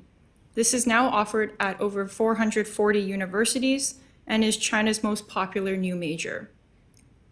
Universities have also launched more than 50 AI institutes. These tallies exceed the plan's goals to have at least 100 AI majors and 50 AI institutes by 2020. Many of China's most elite universities offer the AI major, including all of the Ivy League equivalent C9 League and all of the 7 Sons of National Defense. However, 2022 diverges from this elite trend. With a few exceptions, such as Peking University, the 95 institutions that added the AI major in 2022 were mainly lower tier, including multiple vocational colleges in rural areas. While this could expand China's AI talent pipeline, it also runs the risk that China's centralized push could lead to widespread implementation, but insufficient instructional resources. This risk is especially pronounced in under-resourced areas, which could produce underwhelming results. Beyond the undergraduate level, another strategic plan calls for increasing the number of graduate students studying AI, especially at the doctoral level. This plan also, quote, highly encourages industry partnerships. It asks leading AI companies to train university instructors in the latest cutting-edge methods, for company researchers to have double employment at universities, create joint R&D labs and certification trainings, and host entrepreneurship and skills competitions. To cite just one example of industry partnerships, voice recognition giant iFlyTech, which is on the US Entity List for human rights violations in Xinjiang, has partnered with public colleges and universities to launch several AI colleges across China. Students are able to work directly with engineers on iFlyTech's voice recognition and translation projects. I'll close by examining implications. CSET has found that since the US education system is highly decentralized, it has a much less uniform approach to AI education than China. The US is also currently prioritizing computer science education more than AI. While CS is an essential component of training talent to potentially perform AI work, China has shown that it is a step ahead through its incorporation of CS education into formalized AI study programs. These programs are designed to include some of the latest cutting-edge AI research findings and are directly informed by partnerships with leading Chinese AI companies. Furthermore, CSET research has also shown that despite China's 2 decades of talent recruitment drives, nationals either do not return or do so part-time, mostly due to wariness of working in China and potentially confronting workplace politics. A recent science study found that for those that do return through the Youth 1,000 Talents Plan, recruits are of high caliber and show a productivity bump due to larger access to funding and research resources in China. However, their performance is still outdone by top caliber scientists who chose to reject these participation offers. Meanwhile, immigration retention has been a core US strength, with 91% of top Chinese students with US AI doctorates still in the US 5 years after graduating. Long-term stay rates are also high. So amid ongoing strategic competition with China across dimensions, including AI, the US has several crucial opportunities to advance its own AI education and workforce pipelines. So I will close by providing a set of 4 recommendations for how the United States can boost its own AI talent competitiveness. And these recommendations are, first, starting at the secondary school level, US education should evolve its focus from computer science education to additionally incorporate AI and increase partnerships with industry to bring expertise into the classroom. Second, the National Institute of Standards and Technology, or NIST, should work with US industry to establish standards for AI and AI-related certifications, similar to the process it coordinated for cyber education. Third, the Office of Personnel Management should establish hiring criteria for federal AI and AI-adjacent jobs that are based on work portfolios and certifications. And fourth, Congress should provide increased funding to the National Science Foundation's Innovative Technology Experiences for Students and Teachers, also known as iTest. iTest should increase the number of AI education initiatives to develop K-12 students' interest in relevant career paths. Thank you again for the opportunity to testify before the Commission on this important topic, and I look forward to taking your questions.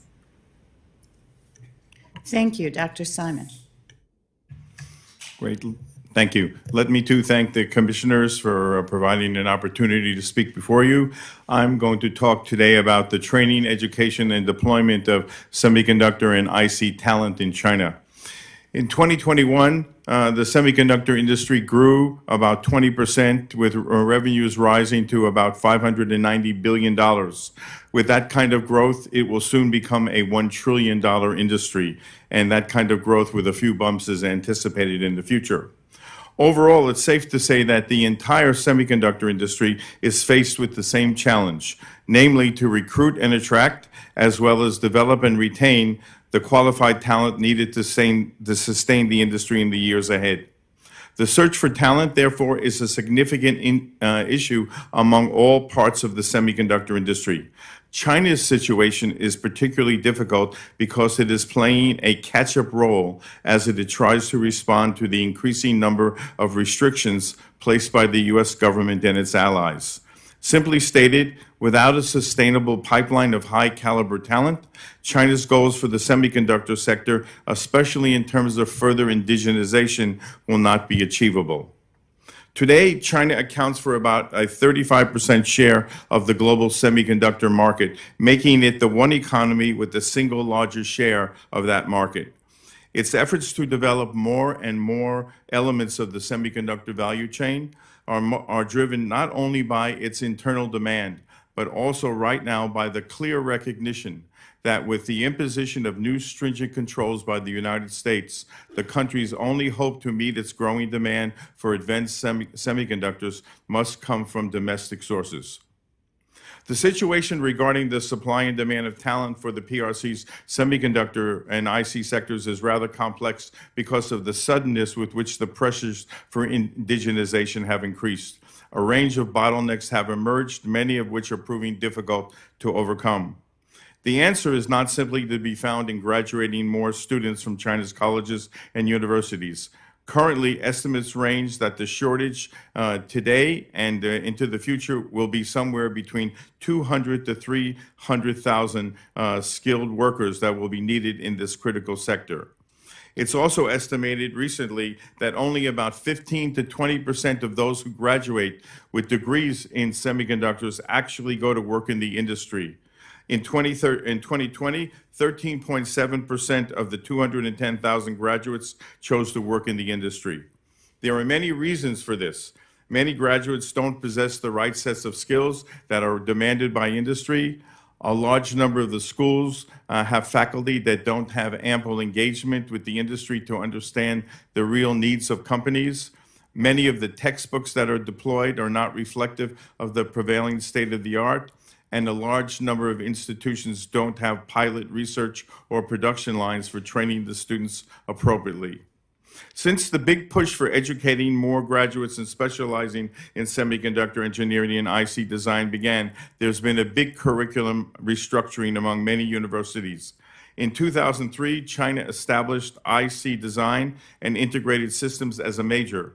In 2012, it became a special major, but in 2020, it joined the ranks of the so-called first-level disciplines. It became one of the 14 key disciplines that are high priority areas in terms of overall education. These mean that the Chinese government see these as strategic areas for educational development. Along with the status of IC engineering discipline, 26 and in the future adding 2 more, 28 colleges were designated to be created as national demonstration microelectronics colleges. A group of 9 were designated in the first tranche, and the other 17, 18 will be given money later on down the line. These are the best and brightest in terms of where China's students ought to be going. This build-out of training capabilities has continued to grow. In October 2020, the NDRC and the Ministry of Education held a joint conference about creating national integrated circuit industry education innovation platforms, again, designed to enhance the collaboration between universities and specific companies.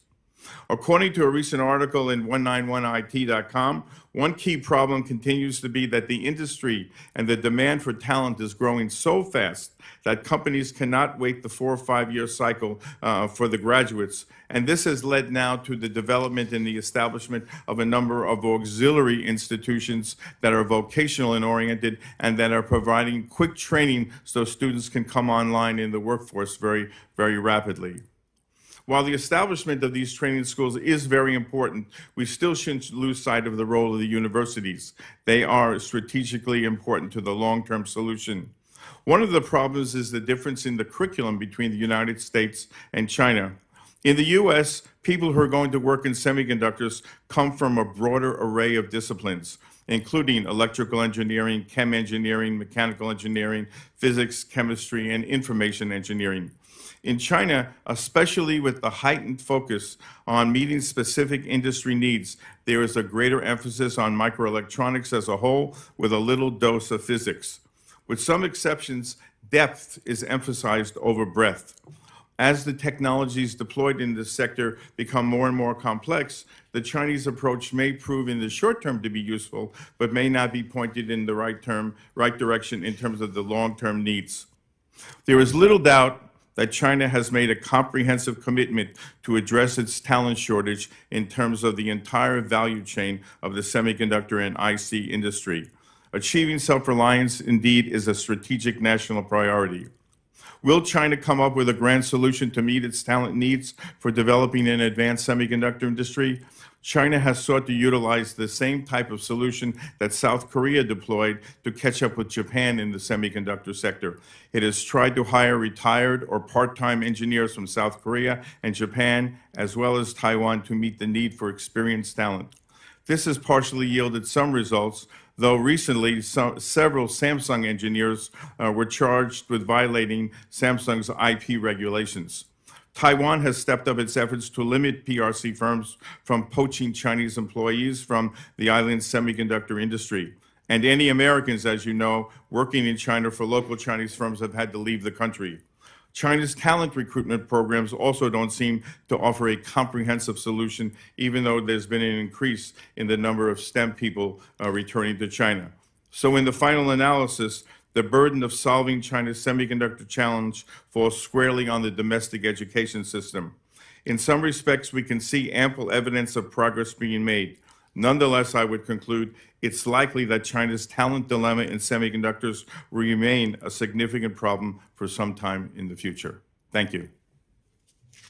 And thank you. So now I'm going to turn to the commissioners. We'll do this in reverse order alphabetically again. So Vice Chairman Wong.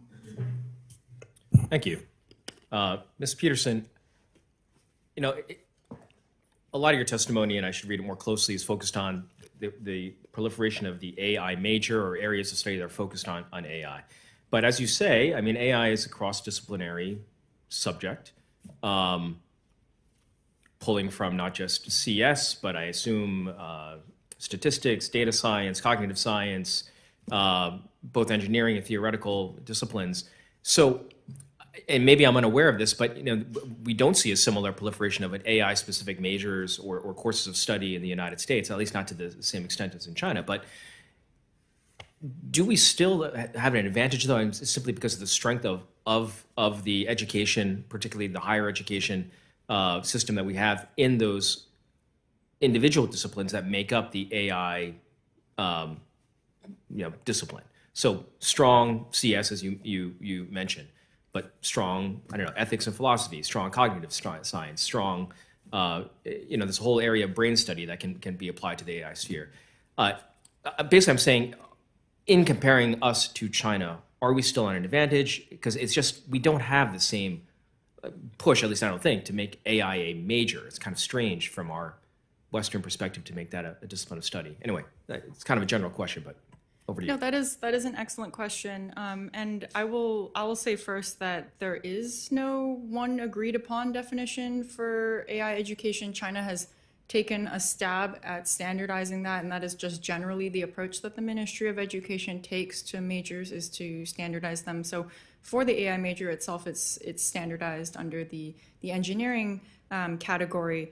But that being said, both in the US and China, especially in China before the launch of the AI major, it was pretty similar in both countries, in which computer science departments were the main breeding ground for AI talent. And so some of these computer science majors in both countries have an AI concentration or elective courses that can train you up. But in China, they've taken that a step further with not just the AI major, which has the computer science core classes, has the math and the statistics, but they go beyond that to introduce, natural language processing and computer vision, and to really get you into the machine learning and the deep learning techniques, which are a bit more of an optional direction in the US computer science.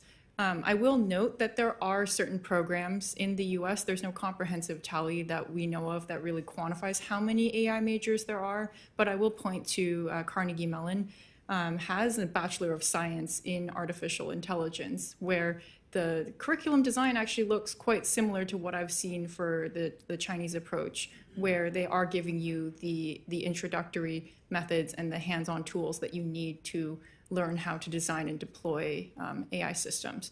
So I would say that while the US, we are not intending at all for the US to replicate the Chinese approach. As it was mentioned in earlier panels, the decentralized approach is very much a strength of the US system, and it allows for more of that organic development and the discussion and integration of ethics. To the degree, that's why my recommendations really hone in on starting that interest early. China has clearly had some success in starting their AI education so early and allowing students to realize that it is a possibility to work on those topics. So to the extent that you can integrate that early on in the US education system will help more people concentrate in computer science with a focus in AI or AI majors entirely. And so China's efforts to create and standardize the education system and also set up, or the higher education system in these majors, and also to set up research institutes and public-private partnerships. Is this more focused on what you would term, and what gets more media attention on general AI, or is it narrow AI, or does just the distinction not really matter when you're talking about this level of research and education? Right. So I have noticed that they are doing both. So there are a lot of ones that's like, ocean science and AI. And so those are more like application types. There's ones that actually do focus quite a lot on ethics. But then there are also ones that are shifting into more of the future applications of AI. So more of like brain interfaces and things like that. Like Wuhan University is a good example of that. So I would say that they are focusing on more applications that are being used currently, but they are also in the more forward-leaning ones that we should be paying more attention to, as those are on the true leading edge. Thank you.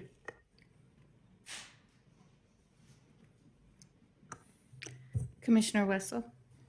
Thank you. Thank you to both of our witnesses.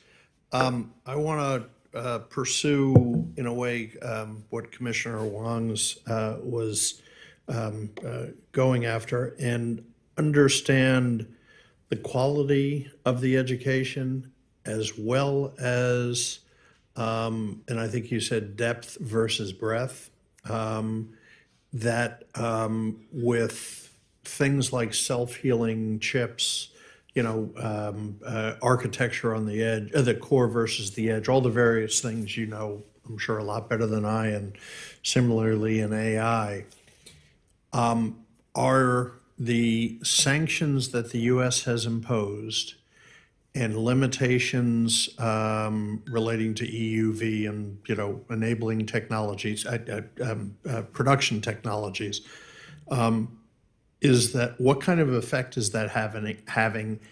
And do you think that the workarounds, if they can be developed, might create new technologies that, we will be behind it? Mr. Simon, do you want to start? So my sense is that while at the production level, the impact of our policies has already been felt. In the research level, I think that it hasn't had much impact. And the reason why is that this is part of international science and technology collaboration. Chinese have as much access as we do to all the international journals and publications that are out there. They're also part of all the international scientific and technical bodies that deal with any kind of related issues. So there's no dearth of information flowing in, and also, by the way, out of China. And there's a lot of work that's been done that's looked at the top-tier publications in science and engineering that have involved co-authorship by Chinese and American authors. And increasingly, those are not what we might call ethnic partnerships, a Chinese American and with a Chinese in the mainland. These involve a more widespread spectrum of Americans at all sorts of different kinds of universities. So I don't think the problem is on the research side right now as much, though again, it will be important to see if some of the latest developments in different kinds of chips and materials and all, it does make its way into companies like SMIC, etc. The fact that they are paying such close attention to these industry university partnerships and they're fostering an environment to facilitate collaboration suggests that they recognize the problem and that they're onto it. It will take a while to get them to work, but as I cited in my larger paper, there's just numerous examples of these. The second point is that at the best universities, that's where the best progress is being made. And you have to understand, you heard this morning a little bit, there's a real bifurcation of the Chinese higher education system. Somebody used 100 universities. I think that's a little bit too much. I think after you go beyond the first 25, 30, at least on the civilian universities, the drop-off is very, very sharp. You can go to 100 of the top American universities in whatever field and get a pretty good education, a world-class education. But in China, I think the drop-off is sharp, and it reveals itself in, first, the faculty, the quality of the faculty, and second, the learning and instructional facilities that are available to the students. Great. Ms. Peterson? Yes, so I very much agree with what Dr. Simon said about the drop-off in quality in universities, and that is why I highlighted that even if it sounds quite shocking that there's 440 universities, and in 2022 alone, right, the 95 universities that added that, with the exception of Beijing University, it's quite low tier universities that I had never heard of, and so there is very much the question of if they're just jumping on the bandwagon, they don't have the instructional resources or the quality of faculty to really teach the concepts that are needed. And it's also on the employer side, on the demand side, they may not find the quality of the education sufficient to employ that's future talent. Even if there are these talent shortages, they may not bite on that talent. And there is a lot of anecdotal reports coming out on just the widespread issues that are being faced across China, across all of the tech sectors, in terms of difficulty for talent to find employment. On the export controls question, I think it's one thing that hasn't really been looked at that I think deserves more attention is how this is going to change the calculations of semiconductor talent now that they have been severely restricted. If they are going to then choose to leave the country, and so that they would still be able to, in theory, access that know-how once they leave China's borders. But that is something that I think would create a massive brain drain and exacerbate the semiconductor talent shortage even further domestically in China. Thank you. Okay, Commissioner Shriver. Thank you, Madam Chair. Just thank the witnesses for your statement and contributing your expertise. No questions from me at this time. And I'm going to pass and save mine till the end. So Commissioner Helberg. Thank you, Ms. Peterson and Dr. Simon. Ms. Peterson, my first question is for you, and I have a number of questions that I'll submit for the record, but my first one is, one of your recommendations was to incorporate hiring criteria and AI skills at OPM, and a challenge with that is that in the US tech industry specifically, talented AI researchers and engineers are very rarely professors at universities, let alone in the government, because they're offered millions of dollars a year to work at private companies. So it's very hard for the government or even the academic sector to compete with the private sector for high-end engineering talent. You listed an example of the voice recognition iFlyTech company that partnered with public colleges to launch several AI colleges across China. Can you give us a bit more color on what that partnership looked like and the mechanisms of how it worked? Sure. So to answer your second question first, so there's a number of tech companies that have created AI colleges, and so this is something that both predated the 2018 plan that I referred to that said that we need at least 50 of these research institutes and colleges before 2020. So these, I see the companies working most in the research institute side of things. So they are really driving, they are taking the application scenarios that they are aware of as the most challenging things that they see in industry, and they are directly bringing those problems into the classroom. They are helping to design curricula with that in mind. And then they are also letting instructors and students alike. So these students can be undergraduates. They are usually more on the graduate side as what I've seen.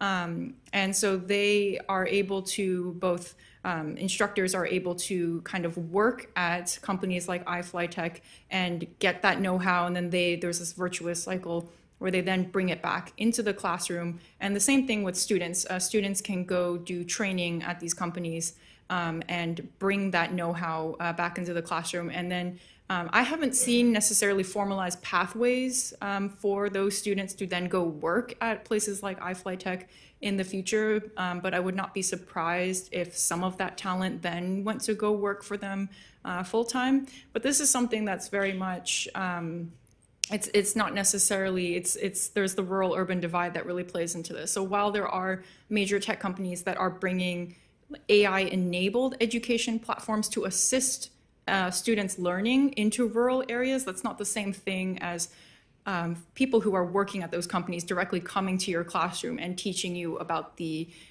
industry, the like cutting edge research findings and the industry findings. So there I see another divide in terms of the quality of education that people in more rural areas perhaps cannot get because they don't have access to those real world industry partnerships. Thank you so much. And before I run out of time, a question that I'd like to level for both of you is, what insight about China's efforts on AI about how it uses education to promote its industries do you believe to be true that most people might disagree with you?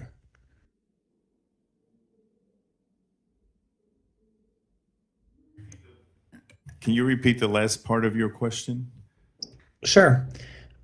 What insight about China's efforts on AI or about how it uses education to promote its industries do you believe to be true that most people might disagree with you? I guess so much has been written about China, artificial intelligence, and semiconductors. I'm curious to know if there are facts or truths that you believe to be true that a lot of other people might disagree with you on, that are different, that depart from the mainstream of what other people have already covered. Okay. So from my understanding and what I see in semiconductor, to prepare for this testimony, I went and looked at what is going on state of the art with respect to American semiconductor companies, et cetera. And I think that the use of AI, machine learning tools, data science, all of that are now heavily embedded in the mainstream of our industry. And as I read this, I kind of started to look for, do I see a lot of examples of this happening in China? I think China is at a very embryonic level in making this happen, but I think in the education system, there is strong recognition that these tools are going to have to be brought into the mainstream of education in order to make sure that the graduates are able to meet the needs of Chinese industry in the years ahead.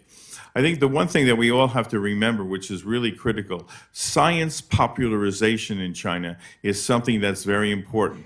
And so because something is happening in AI or what other advanced science area, the reality is that the Chinese government does see educating the general population in science as something to be important for the long-term development of the civilization. I think that's something we shouldn't lose sight of, that it is thinking in a modern way, getting people out of particularly in the rural areas where there were a lot of taboos and superstitions and things of that sort, getting them into the modern world of the 21st century is something that the government and the Ministry of Education in particular recognizes as very important to China's long-term development. So not everyone who's growing up in a rural area is going to become an AI specialist, but as a citizen, they need to understand what AI means to their lives and how it's going to be utilized. Whether China is doing that in the best way possible,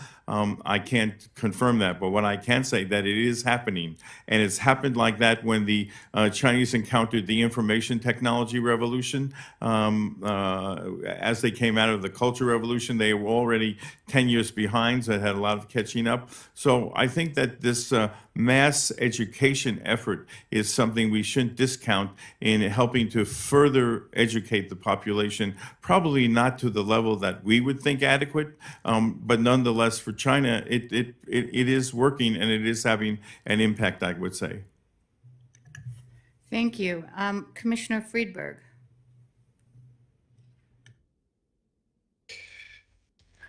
I wanted to actually to follow that point, but let me ask the question in this way. I wonder, how should we think about the requirements of a sort of right-sized AI, national AI education program? Because Ms. Peterson, what you've described is really a massive across-the-board effort from all levels in China, primary school, high school curriculum, AI majors. A skeptic might say, this is what happens in a centralized system when the word has gone out that AI is a big and important thing, and everybody at every level wants to attach that label to whatever they're doing, in part in order to get funds from the central government. But you do wonder how many of those people coming out of all these programs are actually going to be capable of doing the kind of work that needs to be done to implement and to make AI systems useful. And I wonder if this might not turn out to be in some ways similar perhaps to computers, where you have a relatively small number of people who design and then somewhat larger number of people who build them. A larger still number of people have to be trained to operate and maintain these systems, and then a vast population of people who use them but don't necessarily understand them and don't necessarily have to be educated to a high level in order to use them effectively. So I guess I'll pose that to Ms. Peterson. What would a right-sized AI education program, for example, in this country look like? So that's an excellent question. I very much share your sentiments, and I highlighted similar risks that they may run into challenges with shoddy implementation beyond the most elite universities. So I would cite a more recent example as well with like the whole ChatGPT fever, that you have all of these companies that are trying to pour in and develop this similar like copycats to ChatGPT, even though they don't have any background in that field, that subfield of AI whatsoever.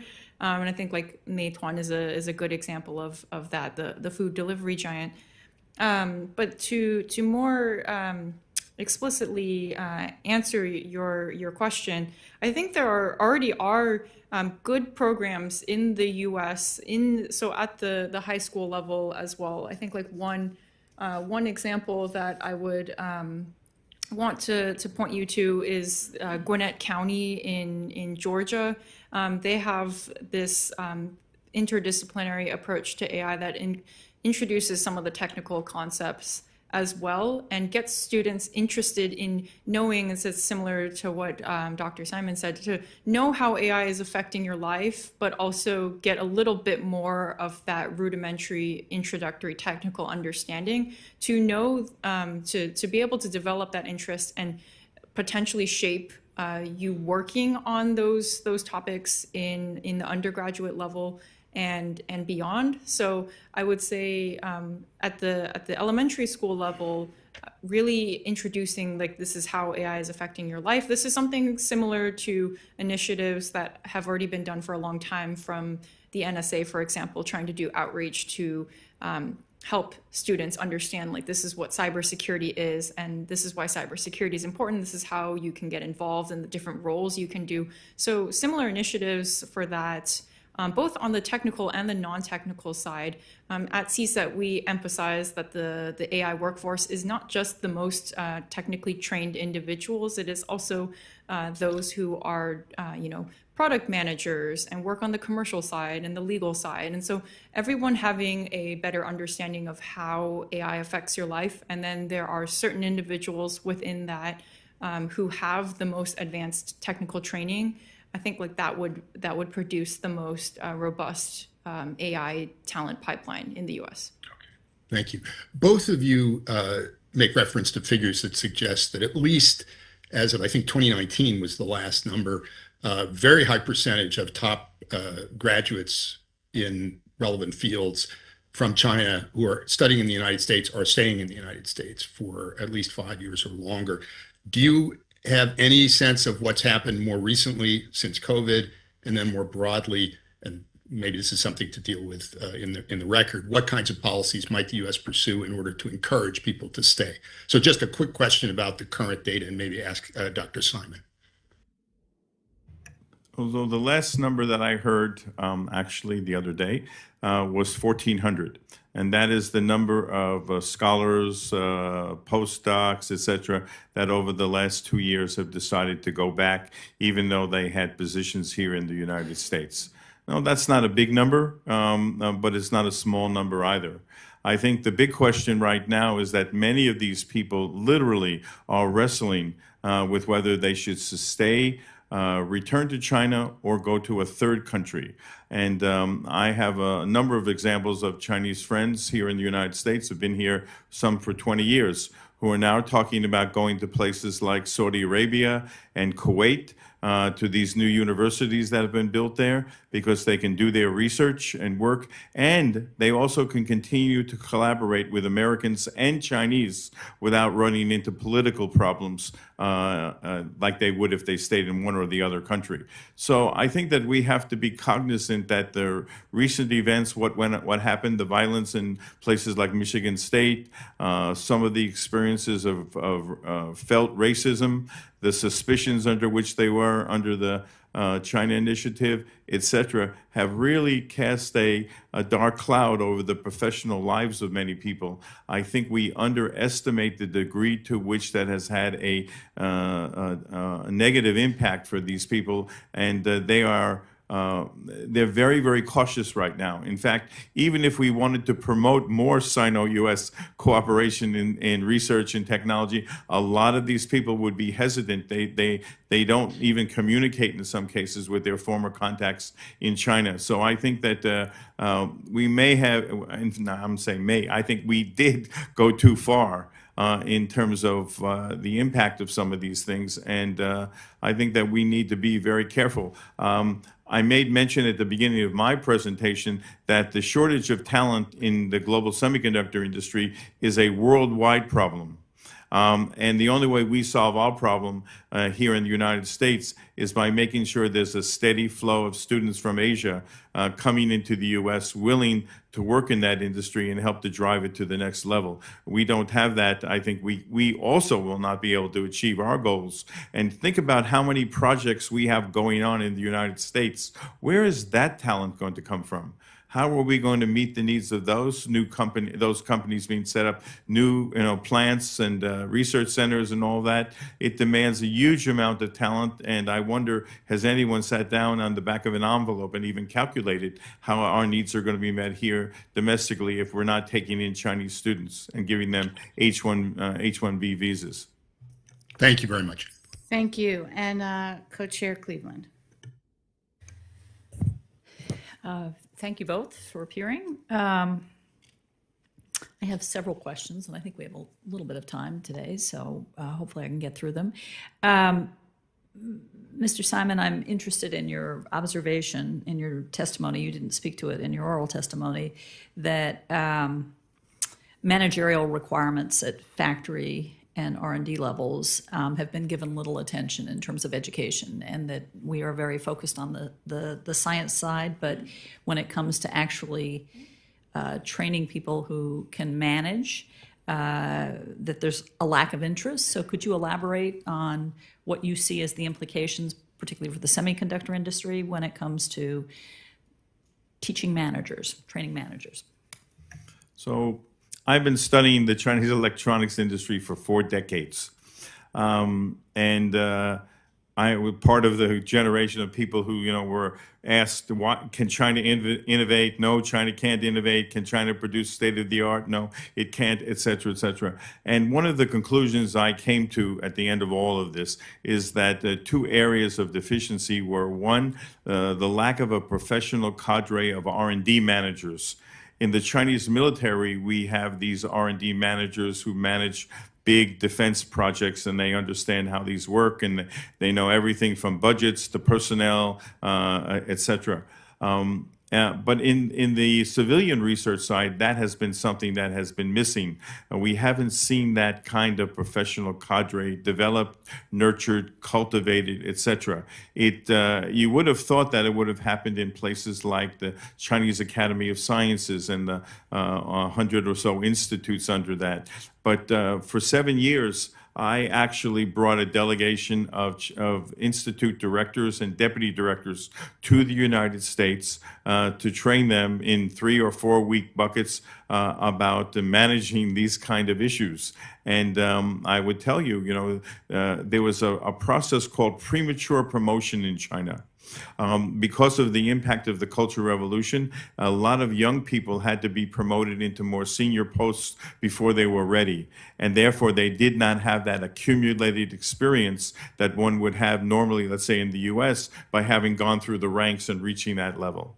So I think right now in the semiconductor industry, this is the big problem. If you looked at it as a pyramid, you'd say, okay, at the top are the most high-end, talented managerial personnel who run these things. But you have to flip that pyramid on its head because the greatest need is also at that level, because that's where they lack the experienced people. Now, I mentioned at the end, they were hoping to get some of these people among Americans and Chinese Americans, et cetera, that were going to work in China from Taiwan, maybe catch a couple from Korea, et cetera. But that seems now to be, that opportunity seems to be disappearing. So I think there's going to be a big gap in that area. And I don't see anywhere in China, on the technology side, we see it, I described it, but I don't see anywhere in the management schools, whether it's Tsinghua or Beida or wherever, where they're actually explicitly preparing managers for high-tech careers in industries like semiconductor. The technology management programs that exist in China really, even though they try to copy a lot of what's gone on in the United States, they really don't catch what needs to happen, particularly because the managers are not deployed on the ground in factories. They're too theoretical, they're not practical enough. So I worry that that's one of the Achilles heel in the Chinese effort if they're trying to catch up. Do you see that shortfall as a consequence of party diktat, that they think that politics or doctrine or ideology is the answer to management? I mean, what do you see as the reasons why people just aren't interested in management? In 2023, the answer is no. I think they understand. There is no reason to believe that the operation of a SMIC plant or an YMTC plant or any one of those is experiencing any high-level interference. Sure, I think that there are party committees in all of these organizations, and when Xi Jinping makes his major speech at the latest party congress, everyone probably has a half a day of study session to make sure that they've, cognizant of what the president has said. But I think beyond that, it's all business. And I think that maybe at some lower level factories, maybe in more state-owned enterprises, we see some of that more prevalent, but clearly not in the kind of state-of-the-art plants that we're talking about. I think it's all about business, and I think it's all about the technology and competitiveness that they can achieve. Yeah. Right. Thank you. We haven't spent a lot of time today talking about faculty, and in both of your presentations, can you talk a little bit about where faculty are drawn from, where they're trained, how they're trained, what the quality of that training may be, and then what kind of standards do they take tests in order to teach in universities? What's the faculty like? So this is not an element that CSET has explicitly looked at as much, so I defer to Dr. Simon. So let me give two perspectives. In the 1980s, 3% of high school graduates went to university. That number then, by the late 1990s, grew to 25%. And today, according to the latest data, over 51% of high school graduates can go to university. So you have to ask yourself, if the enrollments in universities are increasing so rapidly, who's teaching these kids? That's a really big question. And the reason why you have this bifurcation is clearly that at the top tier, they're getting not only their own graduates, so there's an incestuousness in the system. They tried to break it down, but the problem is that there's just not enough places to go. The second source, of course, is getting people to come back after they've been in the U.S. or Europe for a number of years. And that's really why the talent programs have been so important for China, is to recruit that faculty that are needed to staff these new positions across the entire system. And then also, of course, to drive the research. So there is a big problem. If the faculty, the best and the brightest still stay in the United States. And if that's the case, then if you're getting a second tier, coming from, I won't mention any U.S. university, but let's just say it's not the Ivy Leagues that they're coming back from, and et cetera. And so what ends up happening is that they're not getting the kind of talent that they really want to have. That's why they've upped, during the period before China Initiative, at least, they had upped the stakes. They were trying to get people by hook or by crook. That's also why the program broke down, because they couldn't get people to make a decision, stay or go. So they gave them a choice. Come for a couple of months. We'll make believe you're here for 9 months. We'll kind of break the rules, but we'll make it sort of work so that you can be here and you can be there, and you don't have to give up your tenure job at a U.S. university. But the reality is that they still aren't able to meet the needs of all the faculty, and that's why at these bottom tier universities, they're not really going anywhere very, very quickly. But in the top ones, that's just the opposite. That's why Tsinghua, Beida, Fudan now have made the top 30 or 35 of world-class universities in the QS rankings, et cetera. It's because their faculty now are producing world-class students and world-class research that's simply not occurring at other places in the country. Okay, thank you. I have another round, but Commissioner Borkoff. Commissioner Borkoff. I would happily defer to you, Co-Chair Cleveland. No, I'm fine. All right. Thank you. So I'm curious, Ms. Peterson, if you heard this morning Dr. Ding's discussion about diffusion. And I'm wondering, given what you've characterized as these relationships between companies and like iFlyTech and universities, whether you see the diffusion issue somewhat differently than he characterized it this morning. So I would say that in terms of the AI partnerships, it's honestly a little early to tell, because even with the AI major, I want to note here that the AI major is actually not the only initiative that China has. There's actually 34 other majors that China has that have the term like intelligentization in it. So those are a bit more AI adjacent, so like intelligent transport and things like that. So it really is more context specific depending on your field of interest. The AI one is a much more general field of study, but that has only begun in 2019, and so we haven't even seen actually the first group of four-year graduates come out. They will come out this spring, and so it's similar with the AI institutes. Those are both the research institutes and the colleges that are teaching the AI major and all these other 34 related majors. So we haven't seen concrete findings that have come out from these research. It's a very difficult line to draw in the first place to say that this research was conducted at this institute and then directly translated into this innovation gain. But that is ongoing work that I am doing, studying what these research institutes are actually publishing. And so like, are they focusing on more like natural language processing? They're focusing on like ocean science. Particularly curious if they are, focusing more on surveillance or military applications. But I would also say that on a somewhat separate point, we are also looking and measuring the job demand for AI positions in China. And so we can see that there are, the four major hubs that are classically associated with the top economic hubs in China. So including Guangdong and Zhejiang and the Beijing region, Sichuan and Chongqing, like those areas are huge vacuums for AI talent. So that is also not necessarily to say that there is diffusion that is occurring, but those are very interesting areas to watch to see what emerges out of those hubs of AI activity. When you say vacuum, you mean concentration. You don't mean yeah. I mean, empty. I mean that they are vacuuming yeah. them across right. Okay. from different regions in the country and leaving them to potentially have talent shortages elsewhere. Okay.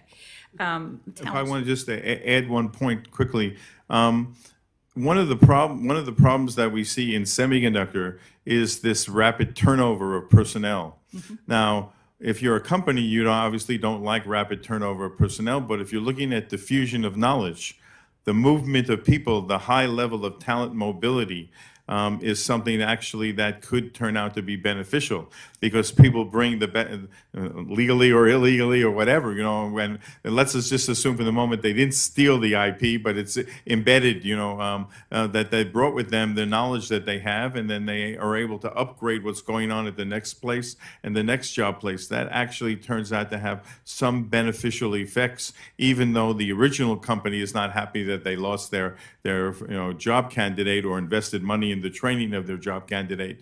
There's this phenomenon, they say that there are hot companies and cold schools where the schools are not interested, but the companies are really interested. But there's also the opposite. Cold companies and hot schools. Schools that want to get their kids employed, but the companies are so nervous they're going to lose them after 6 months or a year because of the turnover rate. But the positives, if you step back, is that does provide a vehicle for diffusion of know-how across the economy.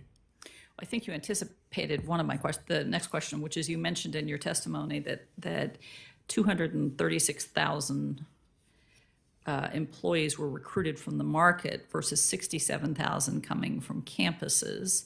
And I noticed yesterday there was a story of the slide of several big tech, PDD, Alibaba, I think Matuam was one of them, of their stock value because they are competing for employees. Can you talk with a little more granularity about those 2 points, that it's just people moving within the market rather than coming out of schools into these companies, and where is there the most mobility? Is it early stage career?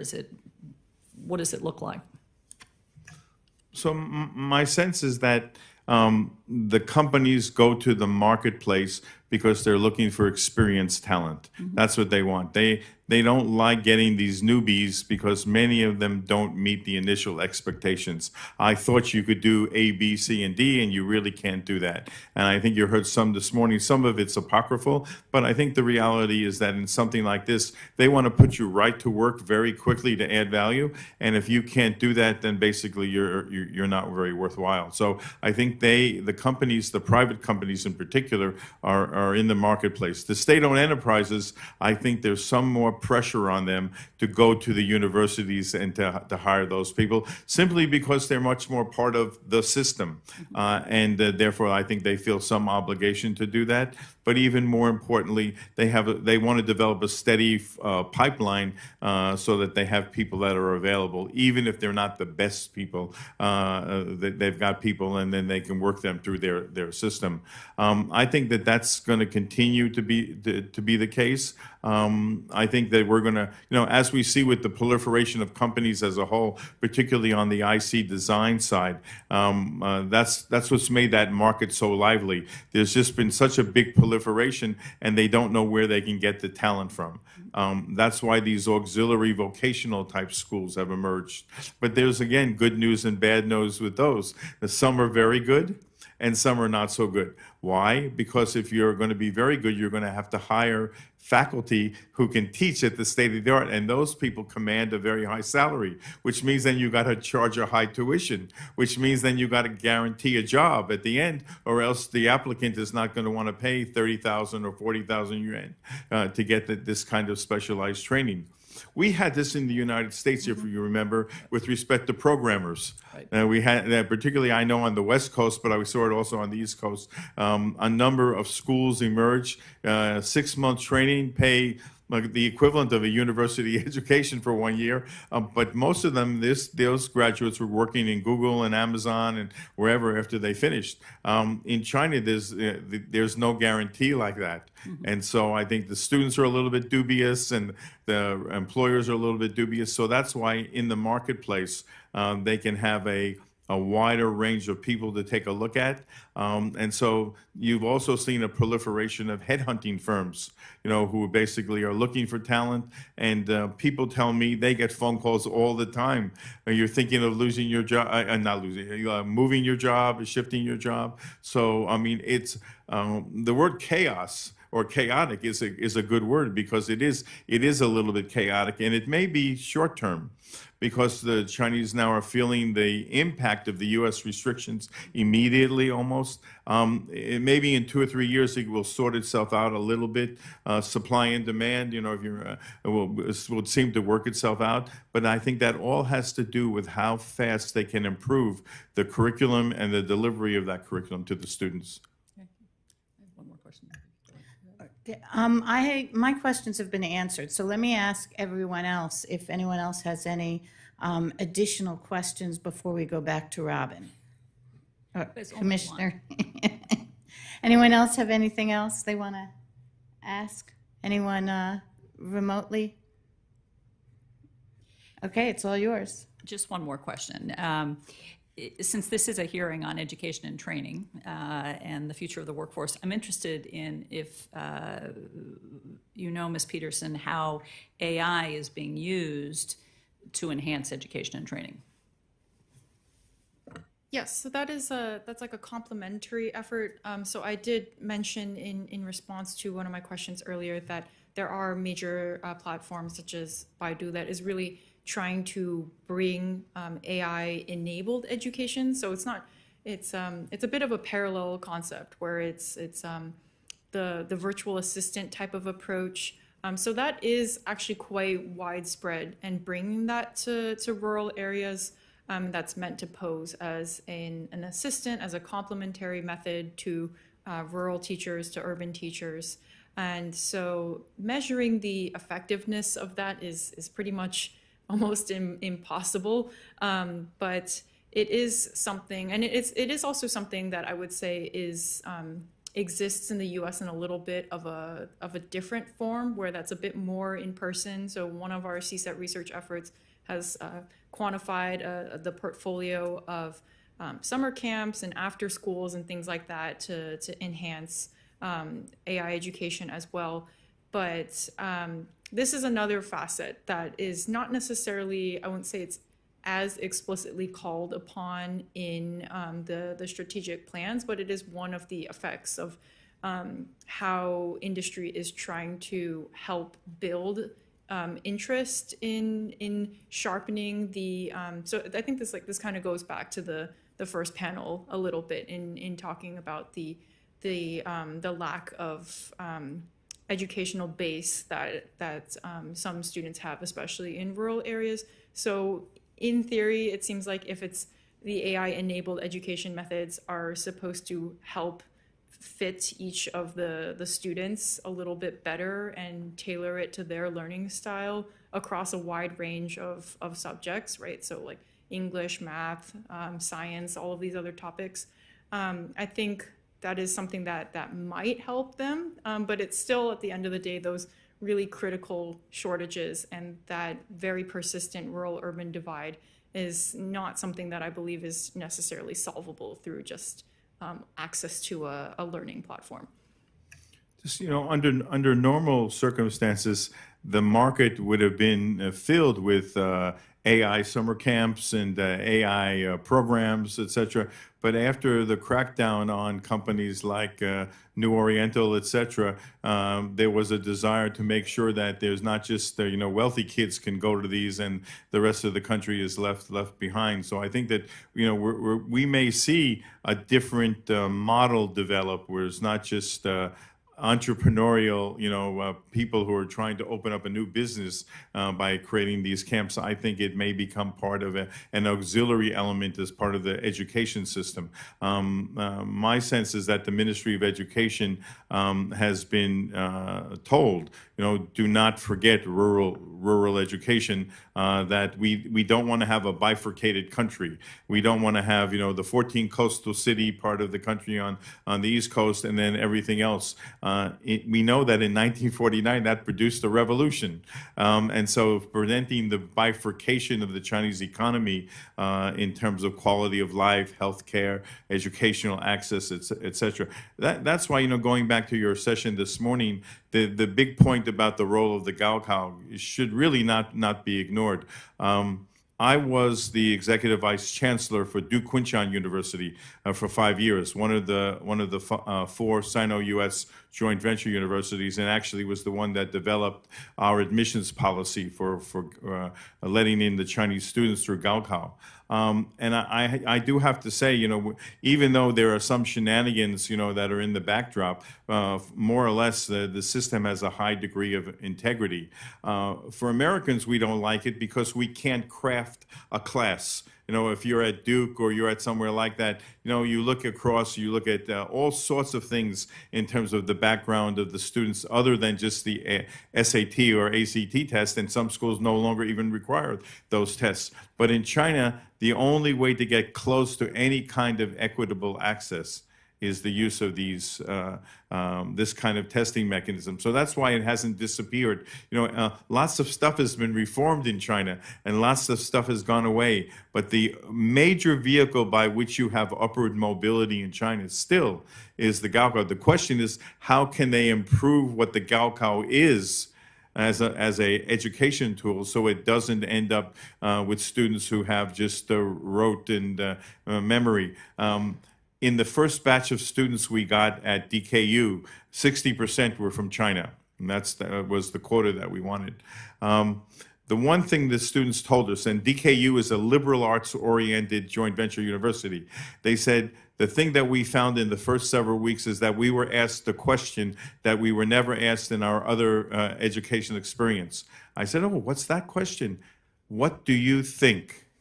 What do you think? So that became the cry, so what do you think, and how do you tell somebody, how do you think in an educated, informed way? And I think that's something I think China wants to cultivate. They just want to cultivate it within certain guardrails, but I think that the problem with China always is it's never a 0-1.